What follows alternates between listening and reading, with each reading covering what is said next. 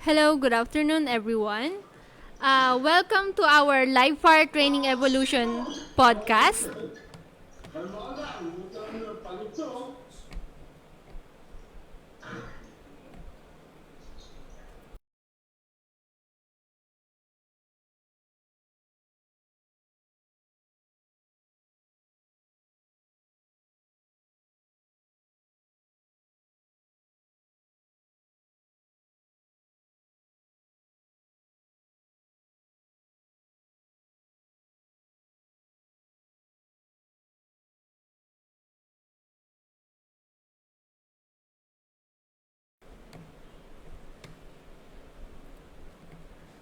So, again, welcome to Live Fire Training Evolutions Live Fire Training Evolutions podcast, broadcast of Alpha One Technical Training and Consulting Services.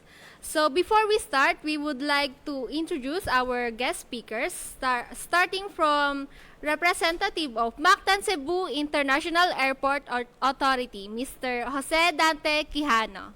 Sir Dante?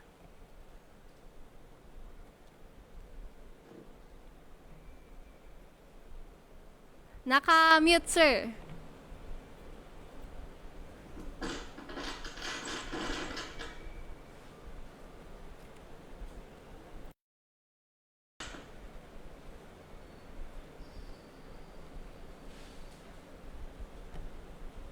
Hello. Ayan, sir. Hi, okay. I'm sorry. Good afternoon, everyone. I'm Jose Dante Quijano from Mactan-Cebu International Airport Authority. I am a fire officer A, and recently assigned at the operation.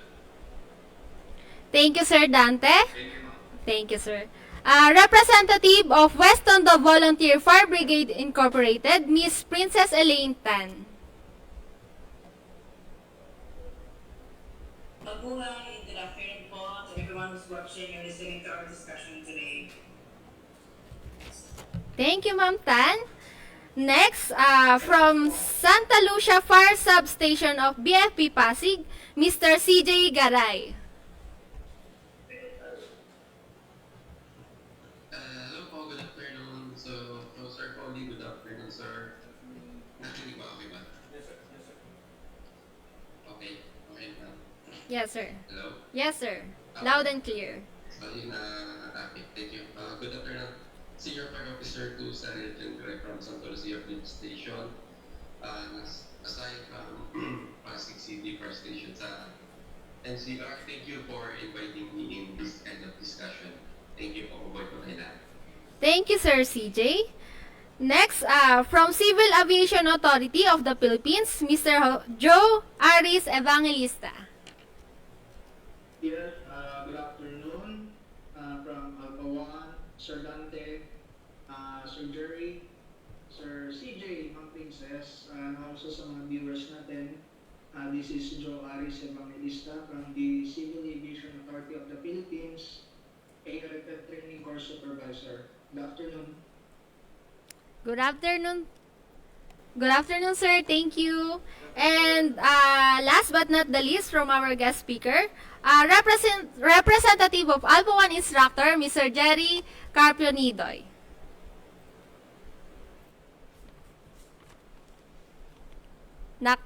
Naka-off mic, sir.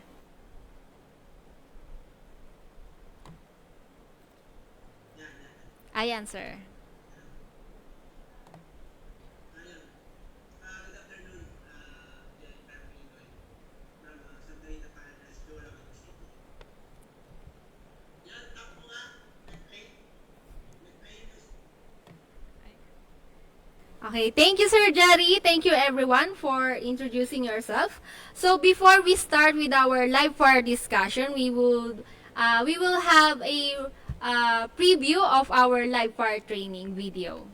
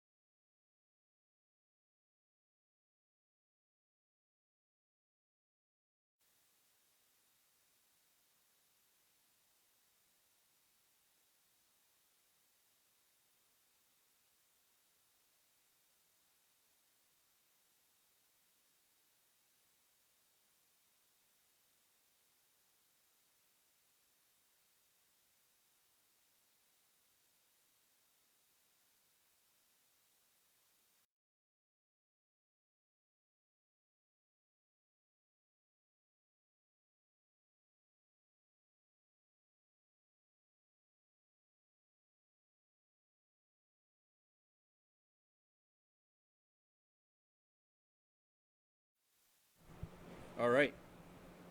Okay, so welcome sa mga special guests natin, special invites for giving us your time to the group. You know, these are for all the viewers and listeners. Every single person that you see here has been a good foundational support, moral support, and support not just to Alpha One and the team, but to support for all the practitioners here in the Philippines. Now we definitely have a mission to have a bigger footprint throughout the Philippines. You know, we are a private organization, we're a private institution, yet we provide our services for the benefit of not just the private citizen, but as well as those that are employed under the organizations of like Sir Joe with CAAP, with Mactan-Cebu International Airport, with BFP, with the LGUs such as with Sir Jerry, and then with Ma'am Princess with the volunteers in Manila. Every so often, meron tayong mga participants na nanggagaling from Manila, but believe it or not, we also have students coming all the way from Zamboanga, Cebu, Bicol, where else? Uh, Davao. So our intent, or at least our uh, plan in the near future here, hopefully in 2024, on by second quarter of 2024, is to establish training within Cebu, and that's working closely with our partners there, also working with our supporters from Cebu. That way, we can provide training for those that are near Cebu, like Davao, Zamboanga, Mindanao area, that kind of thing, you know.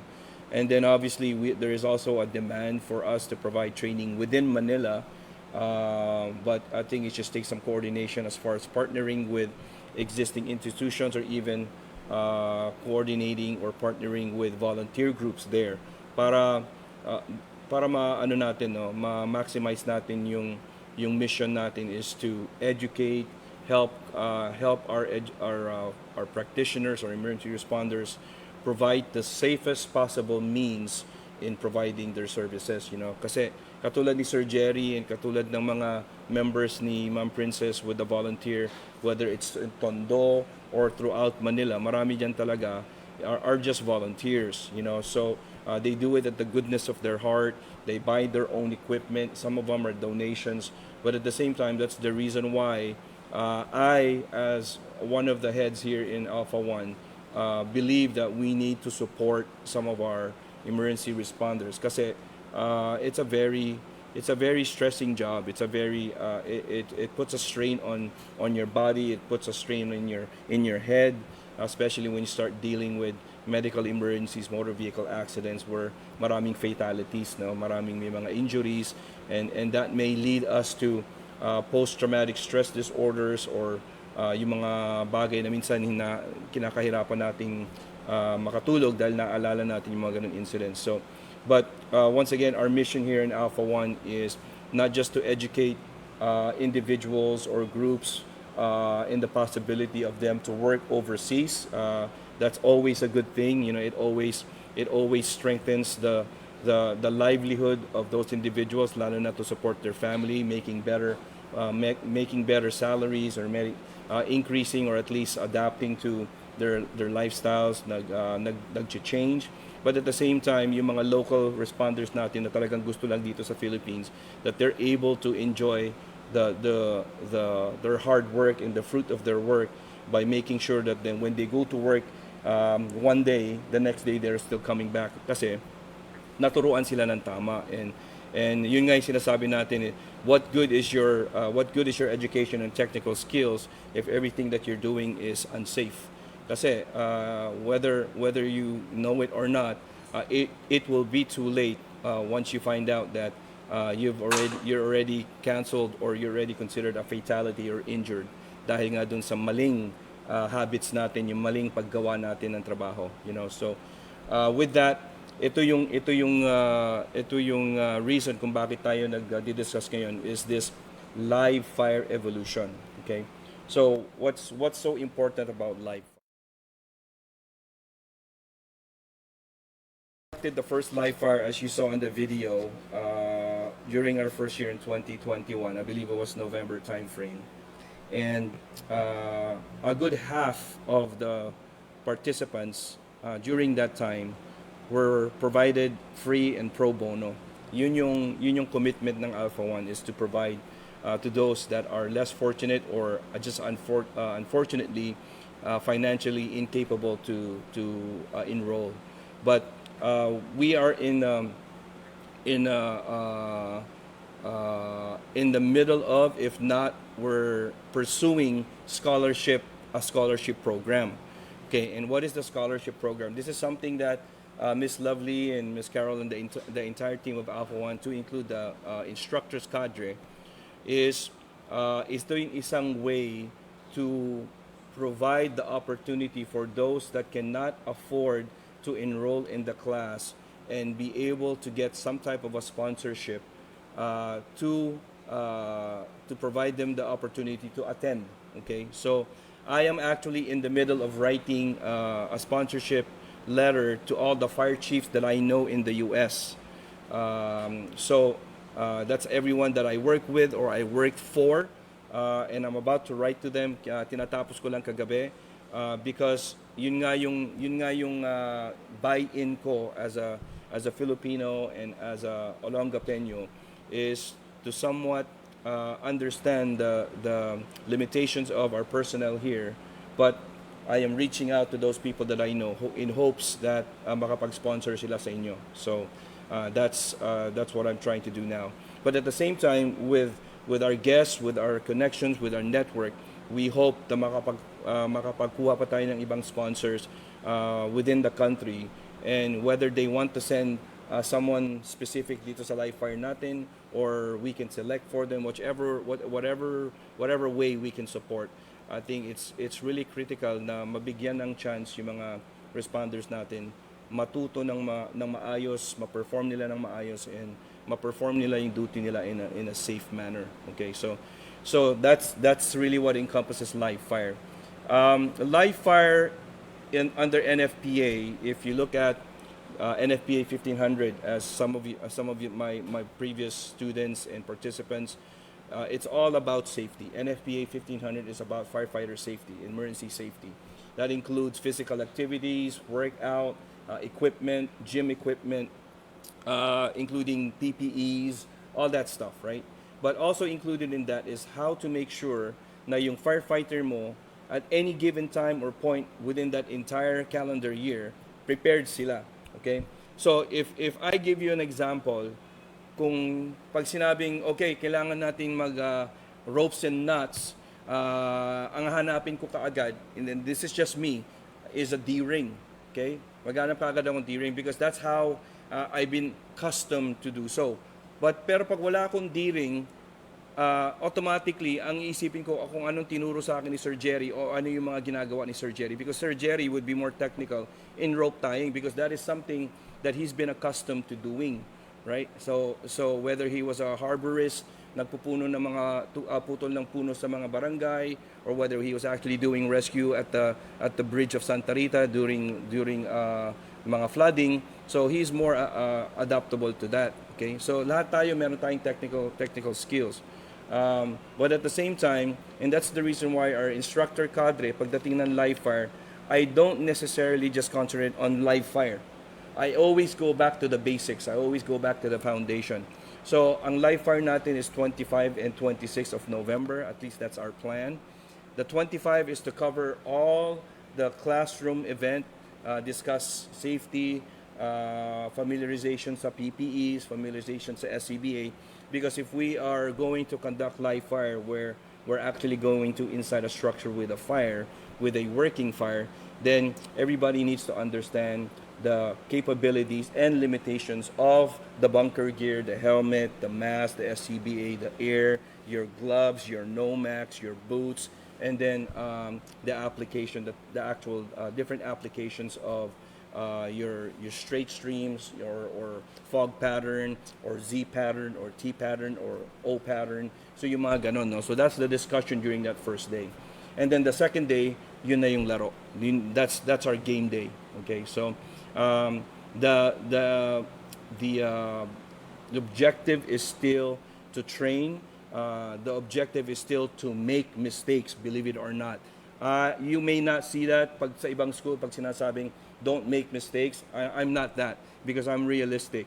Meron at meron magkakamali. But that's the point. Pag nagkamali, doon mo ngayon sila i-guide the proper way. You know, we would rather see the mistakes happen during training rather than see the mistakes happening during the actual operations. Kasi at that point, baka it's a matter of life and death. No, the second day is the actual game day. Doon tayo maglalaro, doon tayo mag-access, and at the same time, we're there to we'll have fun. Okay, for Sir Jerry and the rest of the people that joined us in 2021, it was actually 4 days. Sa sobrang dami nila, I had to separate it in 2 groups.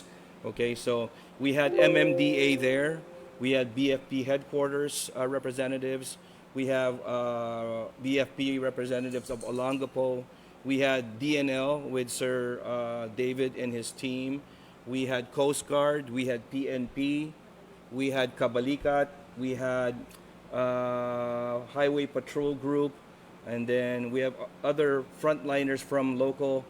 I believe we had San Marcelino show up as well. And then I think we had Coast Guard, I think I mentioned already. So marami talagang players. So if you notice doon sa mga sinabi ko, there are actually people there that has nothing to do with firefighting.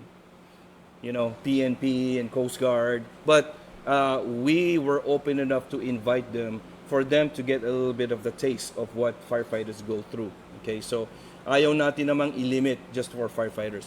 Ang hindi lang natin na-invite during that time obviously was Mactan and maybe even Sergio's people as far as CAAP, but we hope that we get a chance for them to join us this coming up November. Okay. Live fire training, it's really important kasi nga sinasabi na on an annual basis, magkaroon man ng response sila Sir Jerry or sila Sir Jose, sila Sir Dante, it doesn't mean that na perform nila lahat ng mga objectives. Okay? You perform your tasking and your objective based on the scenario. Yun ang nangyayari, no? So it is an uncontrolled environment.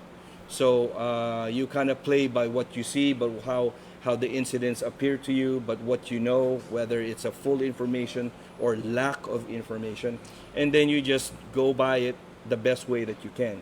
Whereas dito sa live fire training, we try to maximize to the point of having not necessarily to exhaust you, but to throw you all the curves to make you think, to make you tactical, to make you apply your strategies and tactics, and then discuss. That way, meron tayong matututunan talaga. Not just from the instructors, but as well inputs from the students, input from other viewers, as well as other instructors that are there, as including meron tayong safety officer. In 2021, when we did this, I had, if not 3, 4 safety officers, including another officer with a background in fire. The other 4 are just safety officers. And that's how important it is for us when we conduct these things, because obviously safety is paramount in everything that we do. Okay, so with that, I want to turn around and open up the floor. Let's first start with Sir Joe with his input as far as what CAAP has done in the past, what they plan to do, how and what he thinks about the live fire training requirements, whether it applies for his personnel or under CAAP, his firefighters there, and what are they currently doing now. And then we'll just rotate from one guest to the other. Sir Joe, you have the floor, sir.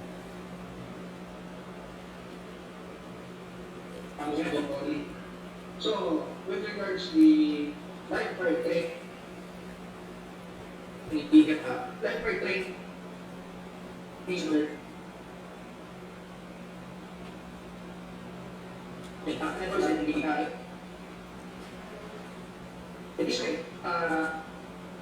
like discussed by Chief Polly earlier, I do agree with the safety. Safety comes first, and with the at least and one safety officer as an overall safety officer. It is very paramount for the training. I may discuss it later on because I think I have 5 factors for a successful live training to share with you guys.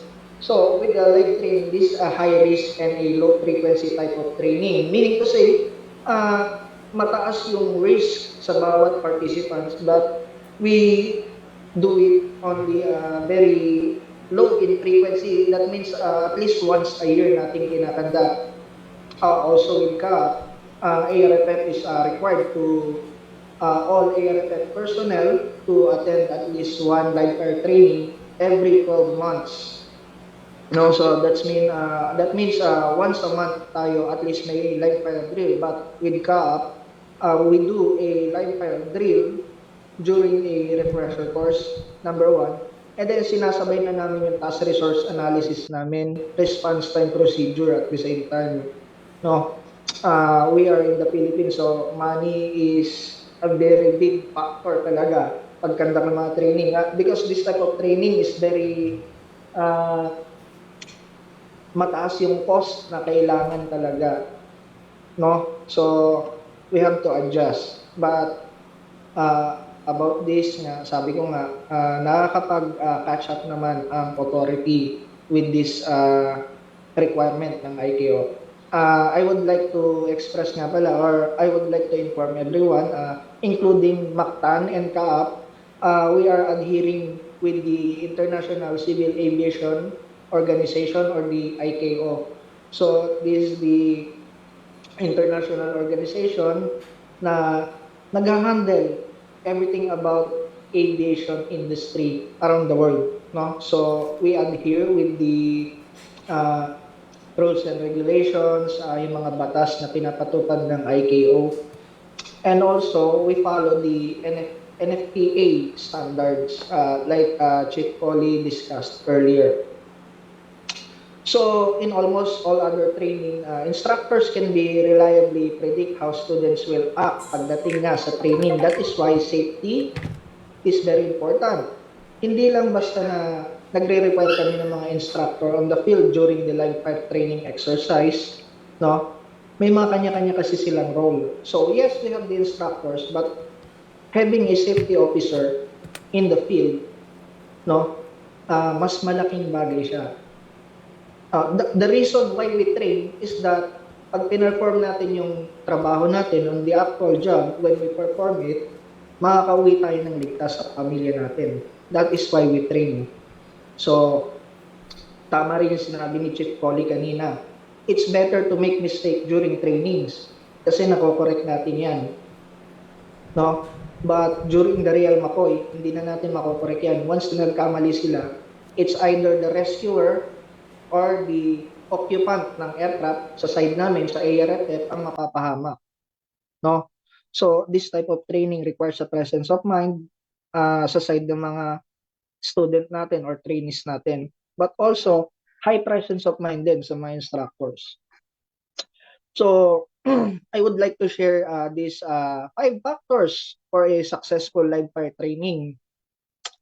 We always follow this, no? Pag sinum up natin, after these 5 factors, mapapansin niyo it's all boils down to safety. No, first, we need to know the training objective. What is the training objective? We just want to go burn stuff. No, it's not like that. No, dahil gusto lang namin magsunog, then check lang din natin yung gamit natin kung gumagana. No, it's not like that. We have a goal. No, sabi nga ni Chief Coley kanina, at least after the training, we ensure na may natutunan yung mga trainees natin. At the same time, it works both ways, no? May natutunan yung mga trainees natin, at the same time, may mga instructors din, may natutunan din sa mga estudyante. Not directly, but nakikita namin by observation, nakikita namin kung hanggang saan ang limit ng bawat isa. No? You don't say na firefighter tayo, pare-pareho tayo ng limits. Magkakaiba pa rin tayo. No? Before conducting live fire training, it's essential to have a clear, specific objectives identified and share with everyone involved. How will you know the training is success? Uh, Indicators ang kailangan natin or data points to be measured. Kasi, especially sa mga seasoned firefighters natin, when they know that they are only conducting a drill or practice, minsan kasi sa sobrang veterano na, hindi na masyadong sineseryoso yung practice. Kasi, kaya ko na to eh, magaling na ako rito. No? Nawawala na yung essence ng training. So, it's good to have a indicators or data points, no, na wherein kung saan alam nila na nire-rate sila ng instructors, no, every execution, is it safe ba yung execution mo?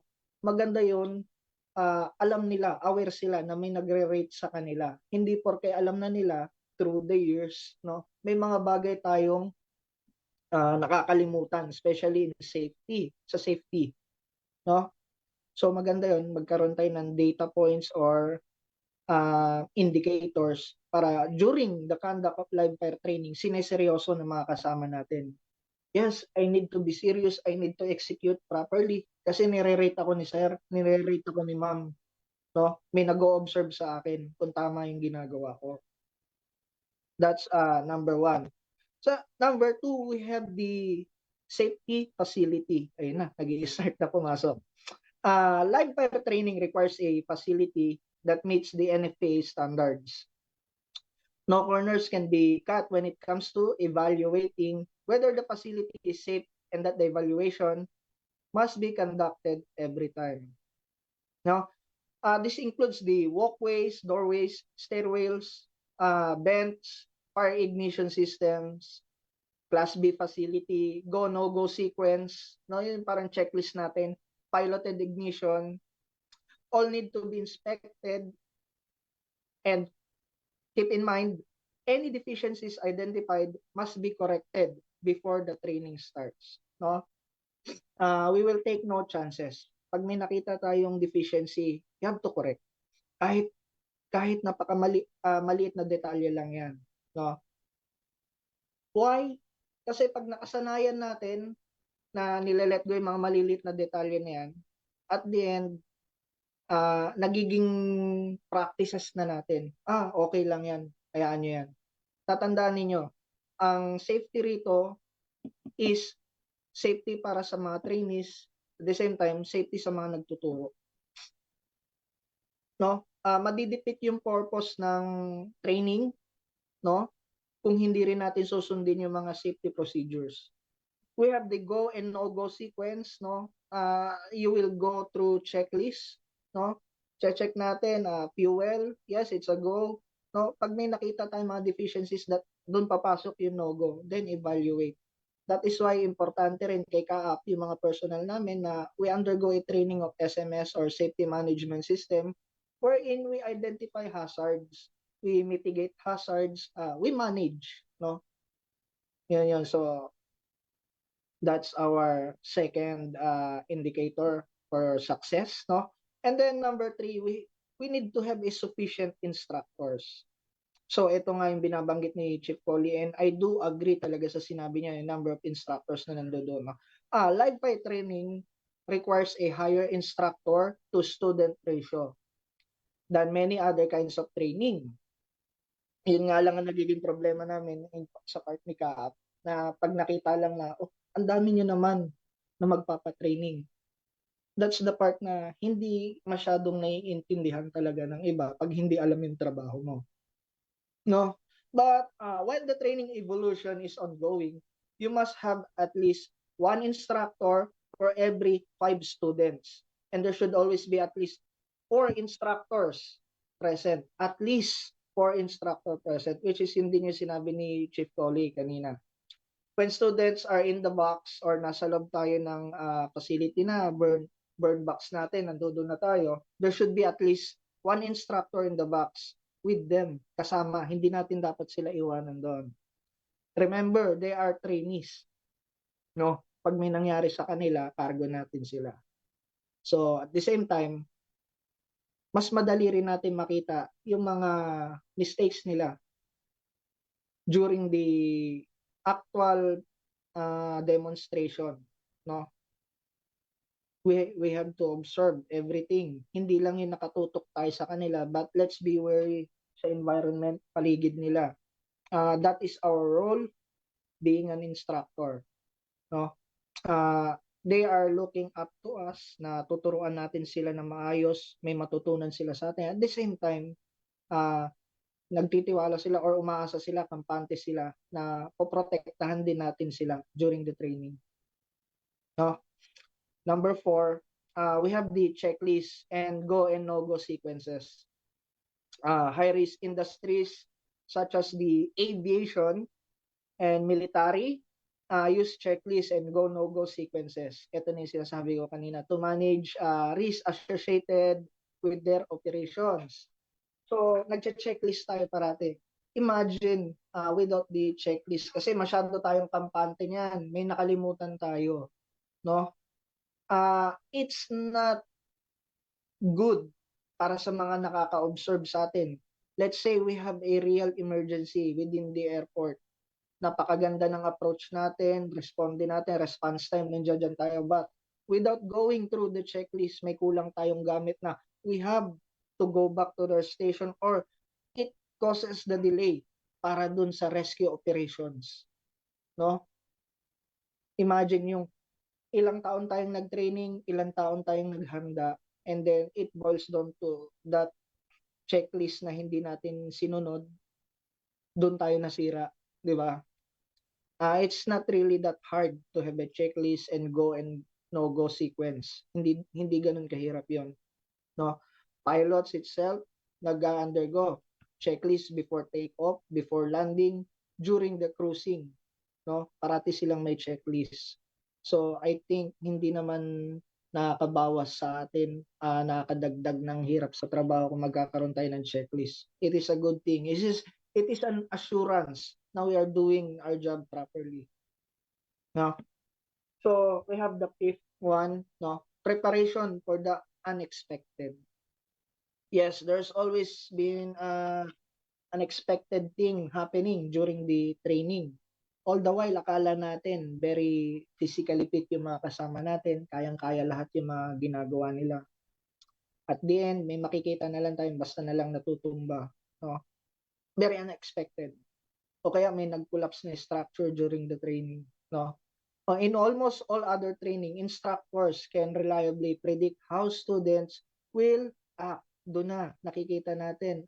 I would like to share this experience. Through the years na pagtuturo ko, hindi naman sa pinag-aralan ko siya, but through experience, nalalaman ko na kung sino yung merong phobia. Nung pinag-don na namin sila ng PPE to include the SCBA, kitang-kita mo na kung sino agad ang nagpanic. Alam mo na agad kung sino ang may phobia. Hindi ko na siya i-stress na maigi, pero during the time na pagsuot pa lang niya ng SCBA niya, since hindi nga siya komportable sa ganong situation, almost akala mo na wawalan siya ng hangin, na nilalabanan na niya. Nagpanic. So when panics attack, hindi na natin halos alam yung ginagawa natin. And it is true. No? Well, nako-correct naman yung mga bagay na yun with proper training talaga. So dapat maging rin tayo, attentive din tayo sa mga trainees natin. Now, observe natin parati, nakikita natin kung paano action nila. Alam natin kung anong itsura nung hirap na. No? Alam din natin kung anong itsura ng mga nagmamalinggaring lang. No? So, that dependability goes out the door with the live fire training. Instructors must be prepared for students to do something they normally wouldn't do. No?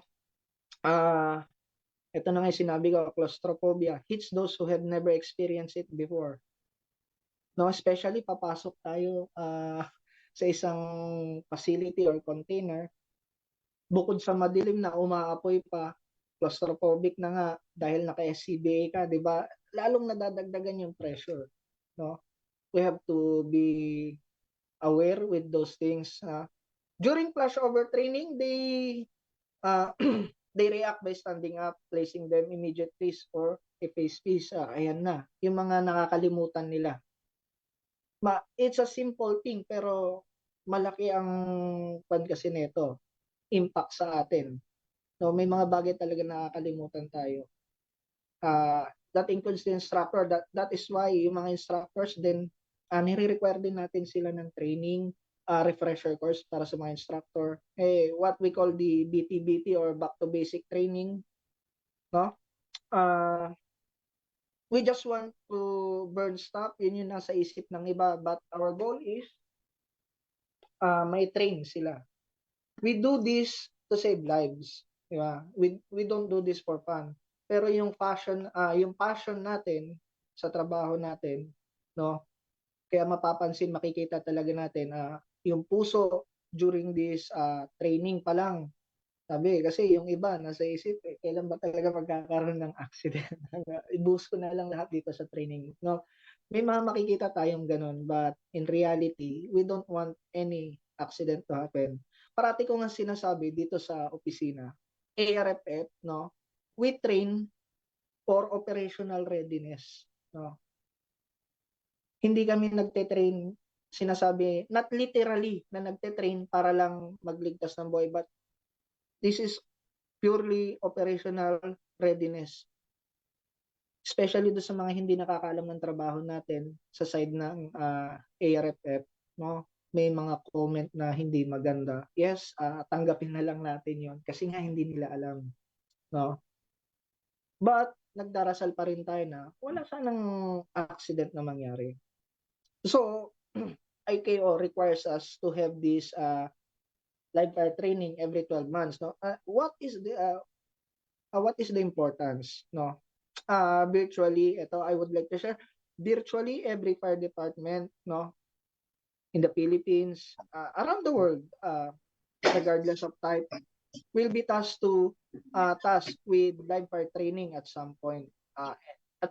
Ito nga, gaya nga na sinabi ko, IKO requires us every 12 months. No? This is not only at some point. Talagang nasa batas siya, sinusunod siya, international. And that means every fire department must have a good policy and procedure in place for when they conduct a training. Some fire service leaders may think they only need a policy if they have a training facility at their department or plan to use an acquired structure. But if you bring a mobile training organization or send your firefighters to other department or institution for training, you still need guidance in place.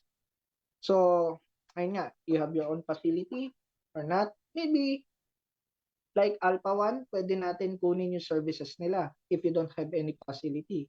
Yes, recognize naman yung instructors natin and group of instructors ni Chief Coley. Nakita rin namin yung background niya here in CAAP, considering CAAP is a government entity, no? So, bottom line, live fire training must be managed with rigorous preparation and adherence to regulations. The potential risk, responsibility, possibility of a student getting hurt or killed is simply too high for anything less. No? So, overall, my take dito, kung ano man ang take ninyo, all I'm saying is that safety parate.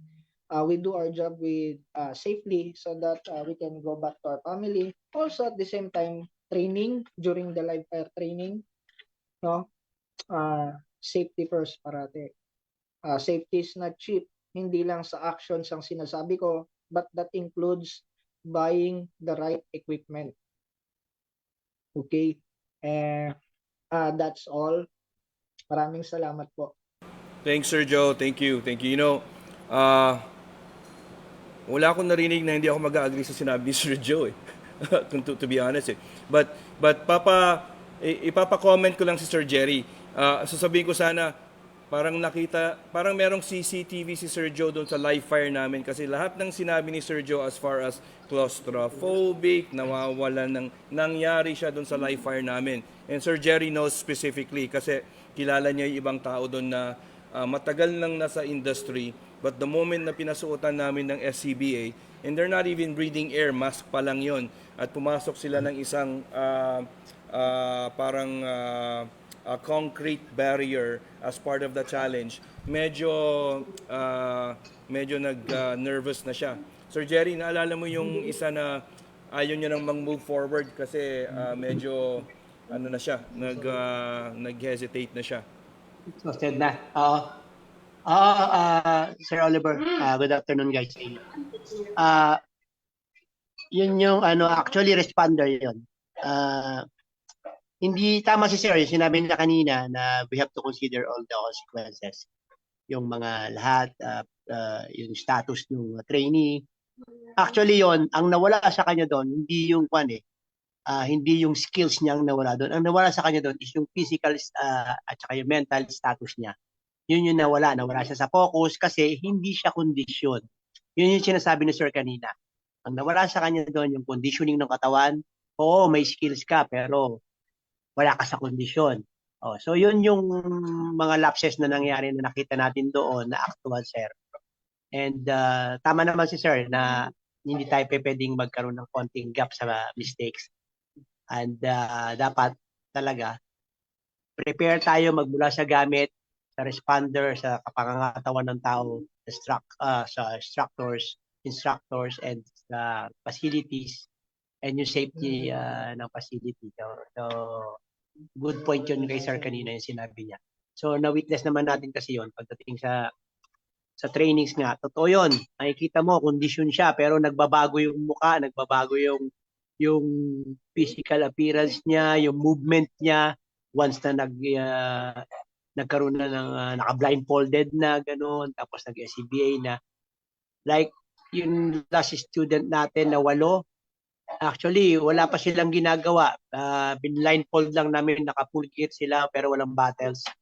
Nakaupo, biglang yung isa, hinubad niya yung mask niya. Sabi niya, Sir, ayoko, hindi ako makahinga, sabi niya. So, yun, mga ganung bagay, mga ganung pagkakataon, kailangan medyo ma-anticipate na din if ever.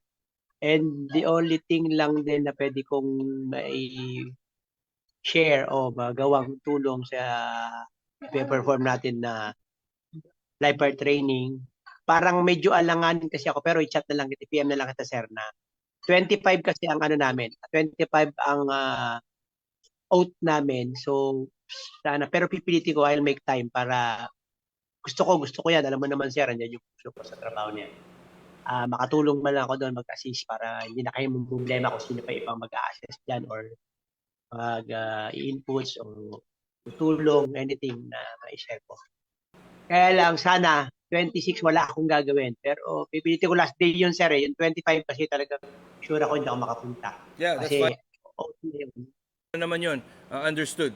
Like I said, it's important na ilang years mo ring hinintay yan. So let's not prevent you from making it. If and when you're available, good naman yun. I will, Sir. I will. Talagang gusto ko talaga, Sir. Alam mo yan. I'll make time para doon. Yun lang, Sir, yung observation. Thank you, Sir Jerry. Yeah, like between what Sir Jerry and Sir Joe had said, marami talaga tayong ginagawa na it's not rocket science, no. Hindi natin inimbento. It's not part of a business scheme or it's not a way to make profit. It is to ensure that yung practitioners natin and all our emergency responders are performing to their utmost level. And the only way to do that is to allow them to have the opportunity, to have a platform, to have a stage, whether it's scripted or not, na i-perform nila. Kasi doon ko sinasabing magkamali na kayong lahat. No, to the point, gumapang ka ng left, wag right. Or gamitin mo yung left mo pagkuha ng hose, and then right ang pangkuha mo ng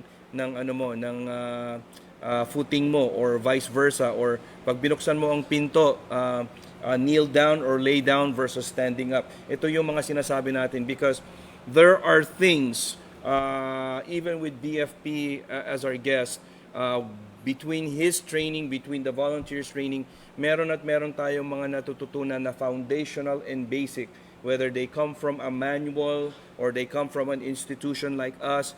There are still things that we have to give credibility to doon sa mga personal experiences, doon sa mga field experiences na hindi nanggagaling sa libro. Okay, importante yon. So you have to, and that's the reason why Alpha One surrounds ourselves with Sir Jerry, like himself, Sir Dante, Sir Cobb, Sir Kagiwan, all the people that's been for the longest time, 20 plus years, working whether it's the RMO, the SWAT team, the LGU. Kasi meron sila mga bagay na ginagawa na talagang hindi mo makikita sa libro na realistically, in this type of an event or in this type of incident, yung sinasabi sa libro, it doesn't apply or it is difficult to apply and it's not gonna work. So those are the things na we're proud to say.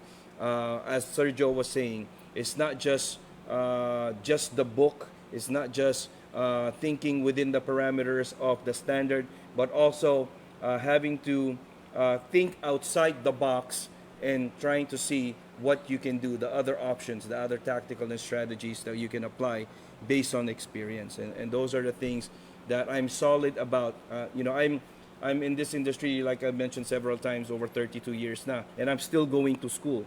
In fact, Wednesday morning at 3 a.m., I have an online school. Kasi US time yon, and that's with the Federal Aviation Administration under FAA. So I have a school there. And then most recently, I went all the way to the US, to Alabama, to finish my Fire Investigator 1 and 2. So, and then I still have other courses that I'm doing online. I've been in this industry for 32 years and I'm still going to school because it's such a dynamic industry, and you don't want to be left behind. More so if I am the person in front trying to teach and trying to use this platform to inform, to help comprehend and advance the knowledge of my students. I still have to get my education. So, but I hope every single one of you, as well as those listeners, consider to do such. As I mentioned earlier, nagsusulat ako ng sponsorship letter to all the fire chiefs that I worked for. And as I was writing that last night, after the first paragraph or the second paragraph, sabi ko nga, working with them or working for them in all the things that we've done for the last 30 plus of my years in the U.S. Air Force and the Department of Defense, in the contracting industry, whether if I was in Bosnia, whether I was in Iraq, whether I was in Kuwait, whether I was in South America or in the U.S., of all the other locations, I have learned certain things from them, from each one of them, and learning from them is what I know now, and that's what I'm trying to share with everybody. So malaking bagay yon because, like I said, my technical experience and my knowledge is means nothing if I don't share them. Okay, lalo na sa mga kapwa ko Filipino, right? Especially if it's ever to help them to get a better life, a change in their lifestyle, to help them get employed overseas, to help them get a better promotion, whether they're here locally or internationally, then I've served my purpose, diba? So, and each one of you has that capability. It's just that opportunity. And Alpha One, to this day, we serve to provide that opportunity for everybody. And we hope in the next year, we get a chance to network and go wider throughout the country. I have something that I want to open up to the guests, but I'll leave that in the very end. It's something that we plan to do, and with everyone's assistance, it's very doable. So with that, I will just first give it to Sir Dante from Mactan International Airport, recently certified as a fire and emergency services instructor under NFPA. Okay, so Sir Dante, your floor.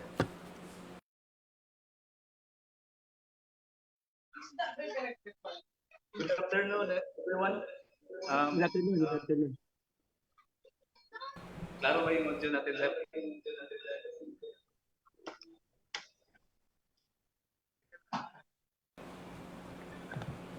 Lucia. Okay, again, good afternoon. With regards to live fire training, so yan palagi yung na-mention, no? That's why we are trained at the Alpha One as a fire training officer to standardize our training in order to comply with the safety standard. So sa ngayon, yung Mactan kasi, we are just obtaining no training from the Alpha 1, also with Sergio from CAAP. So we are obtaining all the training so that our lahat ng training dito sa airport ma-standardize namin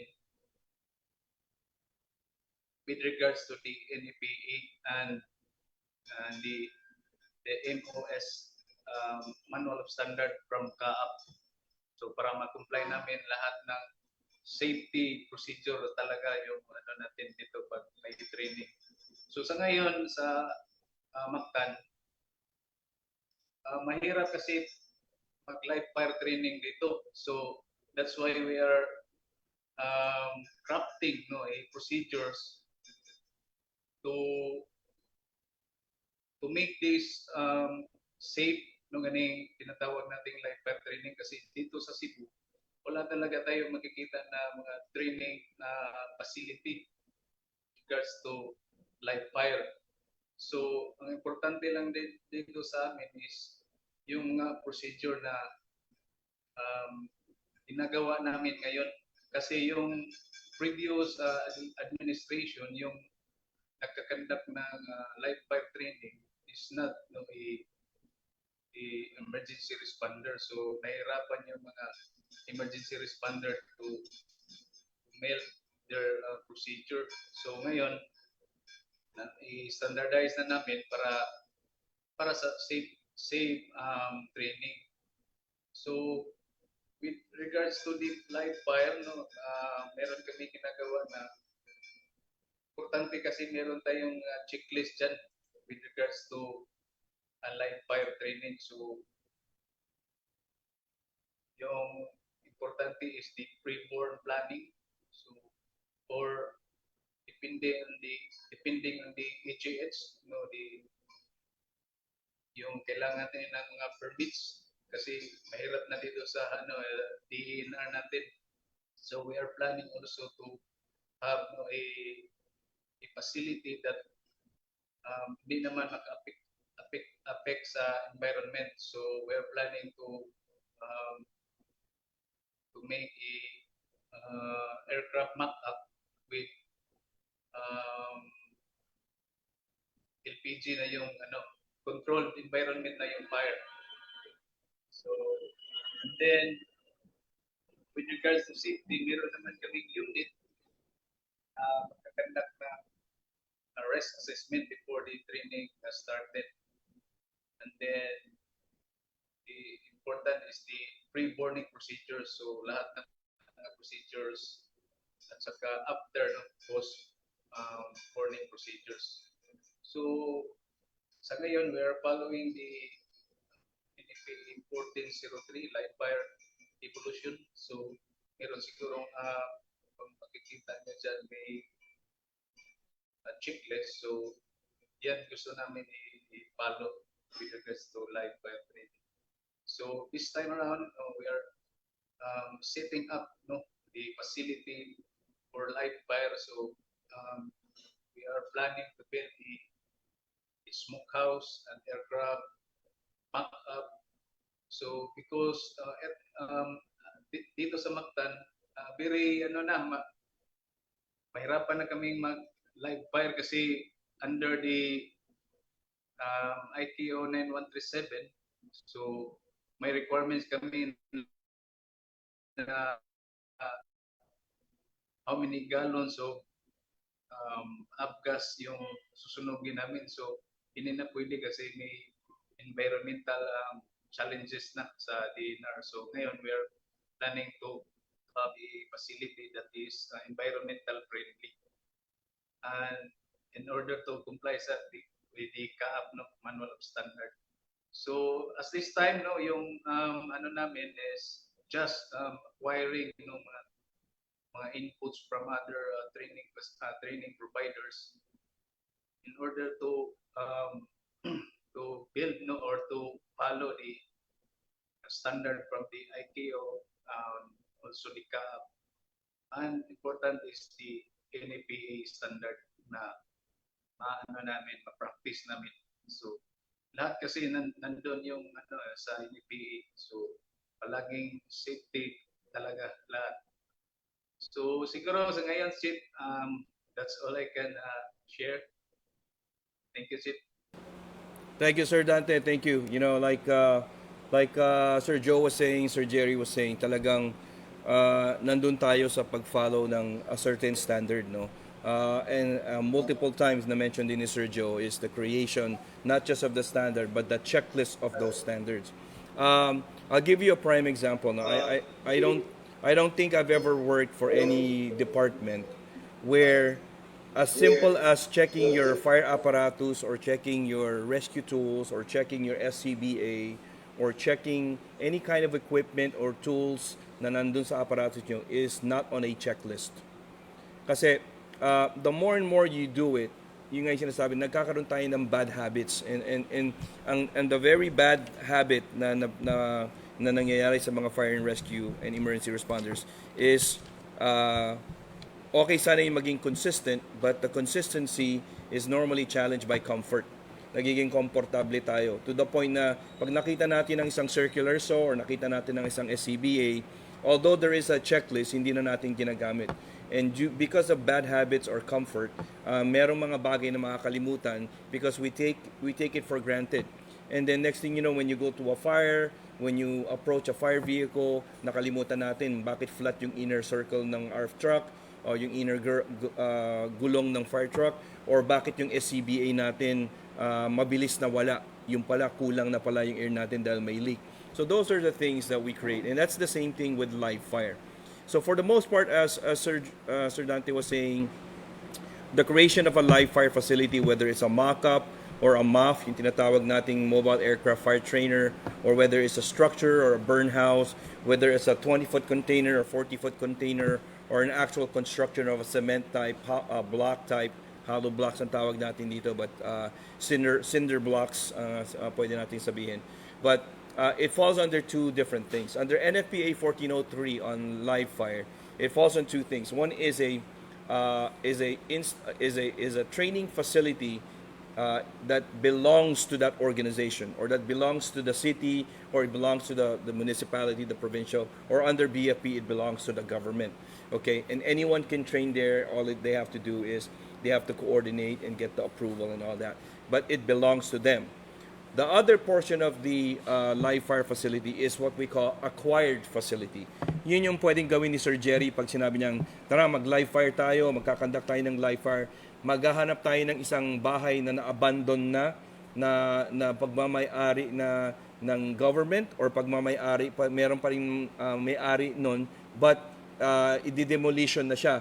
But bago pa i-demolition, tatawagan niya yung may-ari, sir, ma'am, baka pwede naming magamit to for a live fire, magkakanda kami ng live fire, dun yun ang gagamitin namin, and then we will conduct like a normal response, pupunta doon. But what that entails is the simple fact na pag nagkaroon ng live fire sa isang acquired facility, it requires more safety inspections. Kasi the facility doesn't belong to them. They may not be familiar with certain things, especially doon sa potential structure to fall apart, or sabihin na nating mag-collapse. Hindi natin alam kung gaano nakatagal yung bahay, versus doon sa isang training facility na talagang ginawa for the main purpose of training, na alam nating gawa siya ng tama. So NFPA 1403 is fairly new certification for instructors, but luckily, as myself as a fire instructor level 3, some of us believe that is an additional training. It is an additional platform, but some of us in level 3 says that's exactly what we do at level 3. Okay, but the most important thing, whether you're certified level 3 under 1041 level 3 instructor, or 1043 as live fire instructors, it all boils down to one thing: safety. It's always about safety. Okay, that's the reason why. Kasi ayaw nga natin magkaroon ng point of conflict, or sinasabi nating a certain level of uncertainty na hindi natin nangyari to, may nasugatan, nag-collapse yung bahay or merong na-stuck, nahulog, whatever, because we were not familiar with the facility, or versus familiar kami sa facility pero dahil sa bad habits namin wala kaming checklist na ginamit, right? So those are the things that are quite very important. And definitely I agree with Sir Dante, you know, and within the US, I grew up in fire and emergency services, even in my fire academy. When you say live fire and when you say aircraft rescue firefighting, we are practically walking on JP8, diesel, kerosene, all kinds of fuel underneath a mock-up. Talagang naglalakad kami doon sa ibabaw nun. Because hindi pa ganun stricto ang Environmental Protection Agency, the EPA in the US, we're here in the Philippines, it's DNR. But because of those limitations and the simple fact that meron ng mga laws, may mga batas na sinasabing hindi na kayo pwedeng magsunog or you need to limit the exposure of having to create a training that emits itong ang mga burnt hydrocarbon, yung mga ganun, mga usok. Then nagkakaroon tayo ngayon ng variances of how to train. And this is where propane gas comes in. This is where clean gas comes in, okay? And for the most part, believe it or not, although knowing that the DNR has certain restrictions here in the Philippines, we are still far from the limitations sa US and in other countries. So we are still technically, in my opinion is that medyo maluwag pa rin tayo dito sa Philippines. So ito lang ang disadvantage in regards to using propane versus real gas. Nawawala ngayon yung realism. Kasi doon sa propane gas, you can manually control the control and extinguishment of that fire wherever it's coming from. Whereas some of those propane gas also are, kung magiging technical yung training facility natin, they are sensors. So the sensors can be extinguished or controlled manually or controlled because of the sensor having reached a certain temperature, mag-off siya. Whereas doon sa JP8 or the actual gas, it won't turn off until you actually exhaust your agent or you actually apply the agent properly. So yun lang ang nawawala ngayon sa realism ng mga nagtitraining ngayon. Yes, it's good for the environment, but once again, my opinion, ano yung natututunan talaga ng estudyante ngayon na gumagamit lang ng propane and sensors versus dun sa JP8 na talagang matagal mong ma-extinguish, lalo na for ARF. Okay, kasi doon talaga realistic eh. Magtataka ka kung bakit hindi mo ma-extinguish yung nagli-leak sa engine. It's because you have to concentrate on your dispersal pattern, your flow rate, your positioning, how you approach, yung discharging rates mo. Yun. Ngayon hindi. It's a matter of that guy sitting in the control room going, okay, 2 minutes na, you can turn it off. Or 3 minutes na, you can start turning it down. Parang ganun, no? So, but once again, whether you're doing the propane, the real thing, it's still important to train. That's the boiling, the bottom of the line. Okay, so we've had Sir Dante and Sir Jerry and then Sir Joe. Now, let us give, ilalas natin si Madam Princess because malaki yung, the biggest volunteer group belongs there in Manila, and Tondo is one of the bigger ones now. So, sunod natin si Sir CJ, representative of the BFP and also a previous student natin. Sir CJ. Hi, sir. Thank you, sir. Good afternoon. So, sa ating mga guest speakers, sir, kay Sir Evangelista, kay Sir Quijano, kay Sir Jerry, kay Ma'am Elaine, good afternoon po sa ating lahat, at sa ating mga viewers. So, hindi ko na masyadong pahabain pa yung siguro mga little additional na lang. So, agree naman ako sinabi nila Sir Evangelista at Sir Quijano. But regarding sa ating live fire, sir, I can compare it sa aming fire drill, earthquake drill. So, pwede natin siya i-compare doon. Yung mga fire drill natin, earthquake drill naman natin, to those to sa mga civilians, sa may mga business. But itong live fire drill natin, ito para to sa mga rescuers natin, para sa mga responders natin, no? So, aminin man natin hindi naman lahat ng responders natin equipped ng knowledge and experience. Gaya nga na nabanggit niyo minsan, nabanggit niyo kanina na nag-training na ng responders, pagdating na ng suot na ng SCBA, nga, nabablackout na. Hindi lang to sa Lifer na nangyayari. Pati sa amin din nangyayari to sa mga tinitraining ko. No, yung mga OJT namin ng criminology, yung mga volunteers na tinitraining namin sa Pasig. Pagdating na ng SCBA, ayan na, nawawala na sila, nabablackout na. So iba talaga ayaw na. Kuminsan, pinag-rappel pa namin. Ayaw na mag-rappel kasi nga, yun, may fear of heights. So natatakot na. So anong ginagawa namin? So mostly yung pinapractice namin, drill lang kami ng drill. So bakit drill ng drill? So, may kasabihan nga tayo na practice makes perfect. Di ba? So nape-perfect natin yung galawan natin. So anong ibig sabihin nun? Anong meaning nun? Meaning nun, yung ating muscle memory, when the situation comes, nag-automatic na yung muscle memory natin. Na pag may nangyaring ganito, ganito yung gagawin na muscle natin. For example, sa mga malls, earthquake drill. So ano ba ang ginagawa pagdating sa malls? So yung mga employee nag-evacuate. So before mag-evacuate, ano bang ginagawa? Pag nakarinig tayo ng earthquake, ano ba mostly ginagawa na pumapasok sa isip natin? Mostly pumapasok sa isip natin is duck over and hold. Tama? So duck over and hold. Practice. So napapractice natin parang every quarter ginagawa namin to sa mall dito sa amin. Every quarter. So yung mga tao nasasanay na pag nag-earthquake, alam nila ang gagawin. Duck over and hold and then exit the building. No? Pag nag-exit sa building, saan ba sumasakay? Nag-elevator ba o naghahagdan ba? So automatic naghahagdan, di ba? So hindi mo na kailangan i-guide yung tao na, dito kayo pumunta, dito kayo dumaan. Kasi dahil sa lagi ng ginagawa, laging pinapractice, yung muscle memory ng katawan nila, nag-automatic na, dito tayo dadaan. Ito yung tamang dinadaan. So same lang din sa ating lab.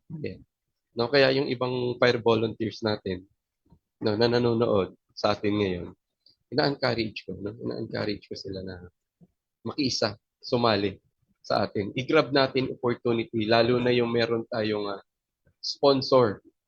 No? Although, madalas ang ating responder rito sa NCR, pero syempre, iba pa rin yung nagtitraining tayo. No, gaya nga ng sinabi ng Sir Colin, mas maganda na yung makaution tayo doon sa training kaysa makaution tayo doon sa actual scenario na. No? Kasi mas maganda yung nakikita yung mali doon sa ating practice kaysa makita yung mali o yung hindi maganda doon sa real scenario na tulad ni Sir Evangelista, no, na kailangan may checklist na pagdating sa fire scene or sa fire scene, may nakalimutan ka, babalik ka pa ba? So pangit, kasi mostly nakikita ko sa ating mga kasamahan na ngayon, pumapasok na ng fire scene, so wala siyang helmet, walang PPE, wala nang PPE, no? Wala nang PPE, plus naka-vlog pa. No? Nagsasalita siya, naka-Facebook live, blah, blah, blah, nandito. So hindi ko nabanggitin kung sino. No? So nakakalimutan na yung essence ng safety nila. So nawawala. So siguro sa pamamagitan ng live fire natin, sa pamamagitan ng mga continuous training, continuous seminar, siguro mas baka bumalik sa kanila, sa loob nila, sa puso nila, na dapat ito yung suot ko, dapat unahin ko yung safety ko. So sure, siguro sa pamamagitan ng mga live fire training natin na ganito, sa pamamagitan ng mga drills natin, sa pamamagitan ng mga trainings, bumalik yung training nila na dapat pagdating sa real scenario na, ito dapat yung suot ko, ito dapat. Yung safety ko, ang isipin ko, at yung safety ng ire-rescue ko. No, so, yun lang siguro po ang may add ko, yung safety ng ating mga rescuers at yung ating mga practices natin. So, thank you, sir. Thank you, Sir CJ. Yeah, like I said, no, I don't think between Sir Dante, Sir Joe, Sir CJ, Sir Jerry, they magkakalayo yung sagot nila. It's all based on the same thing, you know. Marami tayong mga nabi-bring up na whether it's BFP, whether it's LGU or Mactan or CAAP, it's all the exact same thing. The unfortunate part, and I agree with Sir Joe yung sinabi niya kanina, maraming hindi nakakaintindi kung ano talaga yung ginagawa ng mga firefighters when they're not actually responding. Sabi ko nga before, 80% of our time is training. You know, 80% of our time is training. The 10 other percent is administration, and the other 10 is yun yung tinatawag nating personal time. The rest of that 80%, that includes physical physical training. Yun yung requirement under NFPA that you're supposed to conduct at least 1 hour of physical training every single shift. Kasi kadalasan sa industry natin, there's been studies and there's been records. Talagang pinaka number one na kalaban ng mga firefighters and emergency responders is heart attack. Okay? It's really heart attack. Dahil nga it's that adrenaline that kicks in. Okay? Especially here in the Philippines, we're very kilala tayo as foodies eh. Within Asia, foodies talaga mga Filipino. But it's not just the Philippines. Even in the US, the heart attack was where the study was done, where talagang heart attack was the most common reason why firefighters were dying. Kasi nga, nandun sa comfort zone, hindi na sila nag-pursue pa ng higher position. They became firefighters and driver operators. And then, hindi ganun kauso yung NFPA 1500 in terms of having physical training every shift, 1 hour every shift, and even going through yung tinatawag nating physical health checks. And that's the reason why mataas talaga. So one of the main things as we're doing this is yung tinatawag nating adrenaline. You're good. You respond, naka-respond ka, you responded there safely, you were practically invincible, providing water to the fire, providing hoses, whatever your tasking is. And then once the fire is done, biglang nawawala na yung adrenaline, yun na yung nanginginig, sumasakit na yung dibdib. It's because, nagda-down na yung adrenaline, yung puso hindi na pala kaya. Alright? So a lot of those things pays, once again, dividends, lalo na pagdating sa safety ng emergency responders. I do want to mention, and you guys may know this person, si Sir, meron nagre-report sa akin, Sir Joe reminded me of data, okay? Earlier when he was mentioning and looking at data. Merong isang volunteer firefighter sa Manila na si Sir Hero.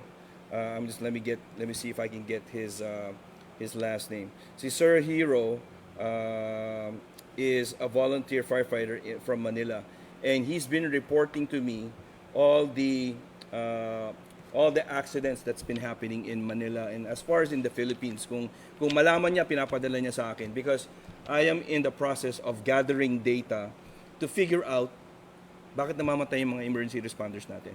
Saan? Anong incident? And for the most part, without looking at the details, a lot of them points to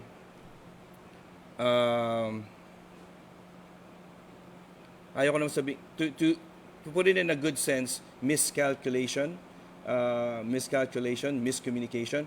But for the most part, it is also, nakikita ko, karamihan sa kanila is the accidents happen during response. Okay, during response. So, andun yung adrenaline, nandun yung nagmamadali, whether enough yung training ng tao or not enough. The unfortunate part is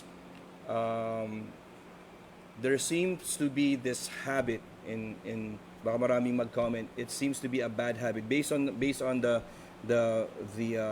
incident na nakita ko, that we feel we have this tendency to bypass traffic laws dahil nakawangwang tayo or nakasiren tayo. Approaching intersections to think we have the right of way. Yung right of way na yan, dahil meron man batas na pag may wangwang, pag may emergency dapat tumatabi, sometimes I think we take it for granted. As a true responder, a trained responder, and a responsible responder, you cannot approach intersections thinking that everyone will comply with that law. And for the most part, yun ang nangyayari. And I'm not just saying here in the Philippines, kasi nangyayari din naman sa US during response. The unfortunate part, Sir Hero, Yui yata ang last name ni Sir Hero, but for the most part, ang nakikita ko nga during response, and it's normally happens at intersections. So that means there was either someone that broke the traffic law, and for the most part, what I've seen from the videos, it is either the ambulance or the responding team.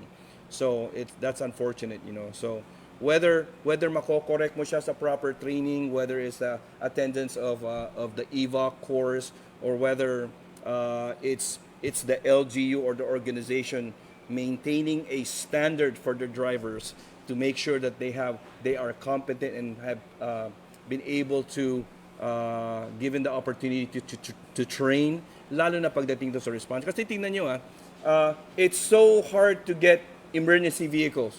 I'll give Sir Jerry as a prime example. Makakuha lang siya ng isang ambulance. Hindi ko alam kung ano pa ang pagdadaanan nila para lang makakuha ng isang ambulance.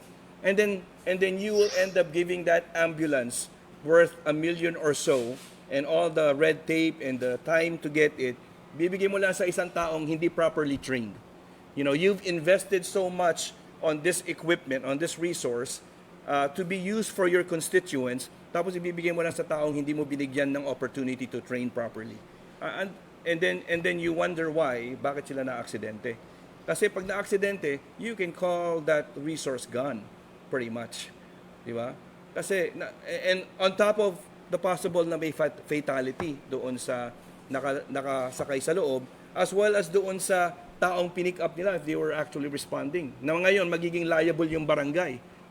Di ba? So, for breaking a traffic law. So, yung guys sinasabi natin, no, we do invest on resources, but what more so important is to invest in our people. Okay? Baliwala yung ganda ng truck, however they're made, wherever they're from, if they're US brand or Korean or Japanese, they're worthless if yung taong gumagamit doesn't know how to use it. Okay, so, and at the same time, you know, to understand the limitations, you know, not necessarily just the law, but if when to apply that law properly, hindi ibig sabihin dahil may response ka, you have the full right of way and able to break all the traffic laws. Okay, so that's one of the main things that I wanted to point out. Like I said, even in firefighting, makikita natin, no, nung nag-training kami in 2021, supposedly, we were supposed to concentrate on that structure na pinasok nila Sir Jerry. Pumasok yung grupo niya, lumabas, nagpahinga, tapos yung susunod na grupo, nakita yung walang takot si Sir Jerry. Sir Jerry, ikaw nga mag-lead sa amin. Pumasok na naman si Sir Jerry. Hanggang sa pagdating sa pangalawa or pangatlo yata, nararamdaman niya na yung init. Sabi niya, Sir Coley, palit ako ng PPE. Gamitin natin yun sa'yo. Nararamdaman ko na yung init sa PPE ko. Yeah, go ahead. So without having to explain the difference between local-made PPEs, so, bunkers versus British standards, versus US NFPA standards, naiintindihan natin kasi naramdaman nga ni Sir Jerry yun. And besides Sir Jerry, the rest of the team, you know. So yeah, you know, we conducted, like I said, vertical ventilation to the point. Yung nga isa sa sinabi ko, it is not a common practice dito sa Philippines. I mentioned it in our courses na nagkakandak or nagperform ng vertical ventilation, especially using a chainsaw, di ba? But that is a standard that we do in the US. That's a standard that we do in NFPA. Hindi pwedeng pumasok kayo doon and it doesn't become part of your options. Kasi kung meron kayong ganun, kaya tayo bumibili, you have to know when to use it, how to use it, and then be prepared to use it. So that was one of our platforms that we use, as well as having to access egress procedures, rescue procedures through the window and having to come out. Let me see here. Mention Sir Frederick of SBMA as an instructor in live fire. He's watching right now, Sir Frederick. Okay, sir. Ito, sobrang busy. Sir Fred initially was helped us during the first year na nagkanda kami ng training sa San Marcelino. We trained all of their DRMO response groups. Nagkanda kami ng tinatawag nating MRES, tama? That was MRES. So we conducted medical training, we conducted technical rescue training. Pinagawan ko sila ng mga wooden cribs, ng cribbing. Talagang gumawa sila kasi wala pa sila mga cribbing noon. Nagdala kami ng mga rescue tools. They conducted partial live fire, yung approach ng hose. And then as well, nag stage by stage sila. bunkering, pagsusuot ng inserts, talagang dinedemonstrate, So they were one of the first group, and Sir Frederick was one of the instructors for that. So Sir Fred, hello. Sir Frederick is currently one of the instructors, or if not the instructor for SBMA Fire. And he was also part of our live fire training in 2021. Besides Sir Jerry, he was leading the team going in and out of the structure. So isa sa mga veterans yan si Sir Andrade, Frederick Andrade. So Sir Andrade, thank you for always there, and we hope to see you November 25 and 26. I still have to talk to Chief Magno. If not, we're gonna be doing our live fire in Bataan. Maap, is Maap online? Maap, if you can hear me, we're preparing. Kasi if not, we might end up going to Tarlac. Masyado malayo yung Tarlac. Okay? And then Sir Edar is also watching. As I was mentioning, when we were conducting our MRES, Sir Edar actually attended our class for Me First or EMR? EMR, no? EMR, no? Sir Edar is the head of the MDRMO of San Marcelino. He's the actual head. Nag-attend siya sa atin. I think it was a dual purpose. He was training for himself, and he was gauging how we were in our training for his people. And luckily, yung time na yon na-meet naman namin yung requirements niya, and then he was able to talk to Mayor Soriano at that time, his mayor, his boss, and say, hey, look, I think Alpha One is the right choice for us, and we provided the training for them. So Sir Eder, thank you very much. And like I said, we've very, very supportive si Sir Eder sa amin. Masyadong busy yung tao na yan. So for him to be watching us, nakuha natin yung oras niya. Thank you. Okay. So with that, last but not the least, ang sinave natin is yung anak ng fire chief na sobrang tagal nang nandyan sa Manila na talagang maraming kakilala. Also a great sponsor and supporter of Alpha One. No other than Miss Princess Tan. Madam, your floor. Humbled and honored to be with you all this afternoon. Chief Coley, thank you again for the opportunity to, share my knowledge and insights about live firefighting training.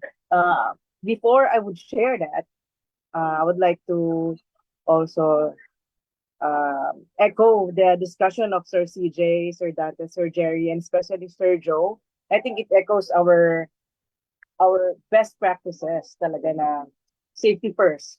Plus, syempre, if you plan to fail, if you fail to plan, we plan to fail. And especially, sabi nga po ni Sir CJ, practice, drill. And of course, practice makes perfect. Yun naman po talaga. And I totally agree of course, to you, Chief Coley, in continuous learning. Yan naman parate, we should learn how to empty our cups every now and then. Because there are new practices, new ways on how to do things. And with training, dun po natin, mas marami pa tayong matututunan. Well, I had my live firefighting training back in 2018, November 2018, with the Association of Volunteer Fire Chiefs and Firefighters of the Philippines. We had the high-rise firefighting in SBMA.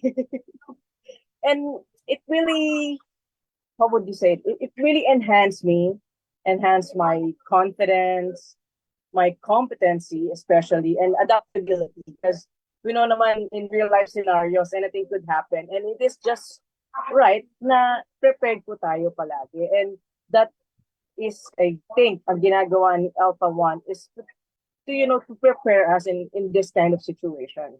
Kasi mahirap naman talaga po yung in the middle of nasa loob na tayo, and then back out tayo. We cannot. So we have to be prepared mentally, physically, emotionally. And I would like also to commend the Bureau of Fire Protection, because we also do trainings. We started in West Tondo. We had this mantra na training people to help people. So we do trainings annually, two times a year. And then after, pandemic hits, and then we do it again in 2022. And with the, of course, with the collaboration of the Bureau of Fire Protection, NCR, especially Station 6 and 7, we had this training with them. We do live fire training. So they conduct this for the certification of competency. We had 4 Saturdays for the training, and then the live fire on the last Saturday. So I guess to our fellow firefighters, volunteer firefighters here in Manila, especially in Manila and anywhere else in the Philippines, if you're watching and listening, I hope marami kayo natutunan sa discussion natin today. Lahat po na nabanggit, especially ni Sir Joe, what is the importance of this training? And hopefully we encourage you to enroll, and hopefully maging sponsor, maging scholar po sila na itong training. At marami po silang matutunan para naman po matulungan natin ang ating mga kababayan. Thank you, Ms. Princess. Thank you. Yes, Like I said, it's we all work in different areas, cover the different AORs. Sometimes we follow certain rules and regulations and standards, but the mission is still the same. It's to save lives. It's to save property. And the most important thing is, if and when we do so, we do it in a safe manner to where wag natin kalilimutan yung safety natin. It points out to the very first time we actually started Alpha 1, where ang normal demand sa amin was the CPR, right? Basic cardiopulmonary resuscitation, first aid, BLS, that kind of thing. But we, based on our instructors, previous instructors and team members, instructor cadre, we all decided na yung CPR and BLS namin, we will not call it BLS, we will not call it CPR, we will not call it AED. We called it Me First. Okay, so medical emergency first responder training. Okay, because importante yung keyword na yan, na baliwala yung matututunan ko, baliwala yung gusto kong ibigay if I don't understand the sequence of where I fit into that sequence. And that's the most important thing, is I need to make sure I am safe first. Kasi baliwala yung gagawin ko kung unsafe naman yung gagawin kong pagtulong sa'yo, because might just end up to be a fatality as well, or a person that needs to be rescued. So ang pangit naman nun, right?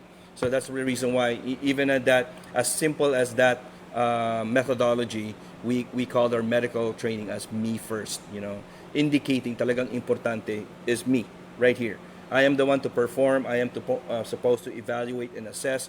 I want to make sure that before I do my rescue, whether I'm doing my compressions or whether I'm doing my breathing, that area is safe. So I'm first, me first, right?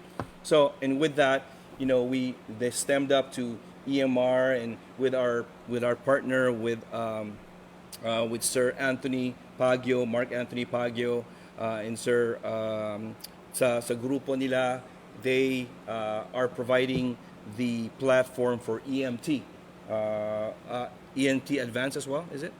Or Advanced. So we have EMT and EMT Advanced. Okay, so that's our partner is able to provide that without having to rewrite the program. Instead of having to gagawin pa naming masyadong matagal yung process, we just went ahead and went with PEMSTOC, because PEMSTOC has been in this industry for a long time. They're concentrated on having to try to help the Philippines finally i-ano na natin yung kumbaga standardize na natin yung training, kasi even Sir Joe knows PEMSTOC was there training their CAAP with medical emergency medical services, yung EMS portion, no. Ang EMS natin dito, I'll say it as my opinion, medyo magulo pa rin, hindi pa rin talaga siya nasa standardized. But whether it's coming from a quick class to a long class to a US standard or Australian standard, naririnig natin lahat yan sa EMS industry. It's all the same mission, is to save lives. Sure, a different approach, sure, it's a different thing, but we hope in the next couple of years or so ma-finalize na yan to the point of having to standardize yung EMS program natin dito sa Philippines. On top of that, obviously, we have firefighting. As I was trying to mention to one of my visitors here earlier from the US, ang sabi ko nga, I provided this training in 2011. We were able to send 50 plus firefighters in Kuwait as contract firefighters. Marami doon BFP. And Sir CJ knows this because I mentioned it several times. And believe it or not, yung mga BFP na yon were technically skilled. They've had at least a minimum of 5 years of experience. Yet hindi sila na select. Okay? And it's not because the question of if they were capable, it's not that they were incapable, it's because they did not hold the right recognition, yung credentials. Hindi lang nila hawak talaga. And I know for a fact, hindi lang firefighting ang pinag-usapan natin dito pagdating sa credentialing.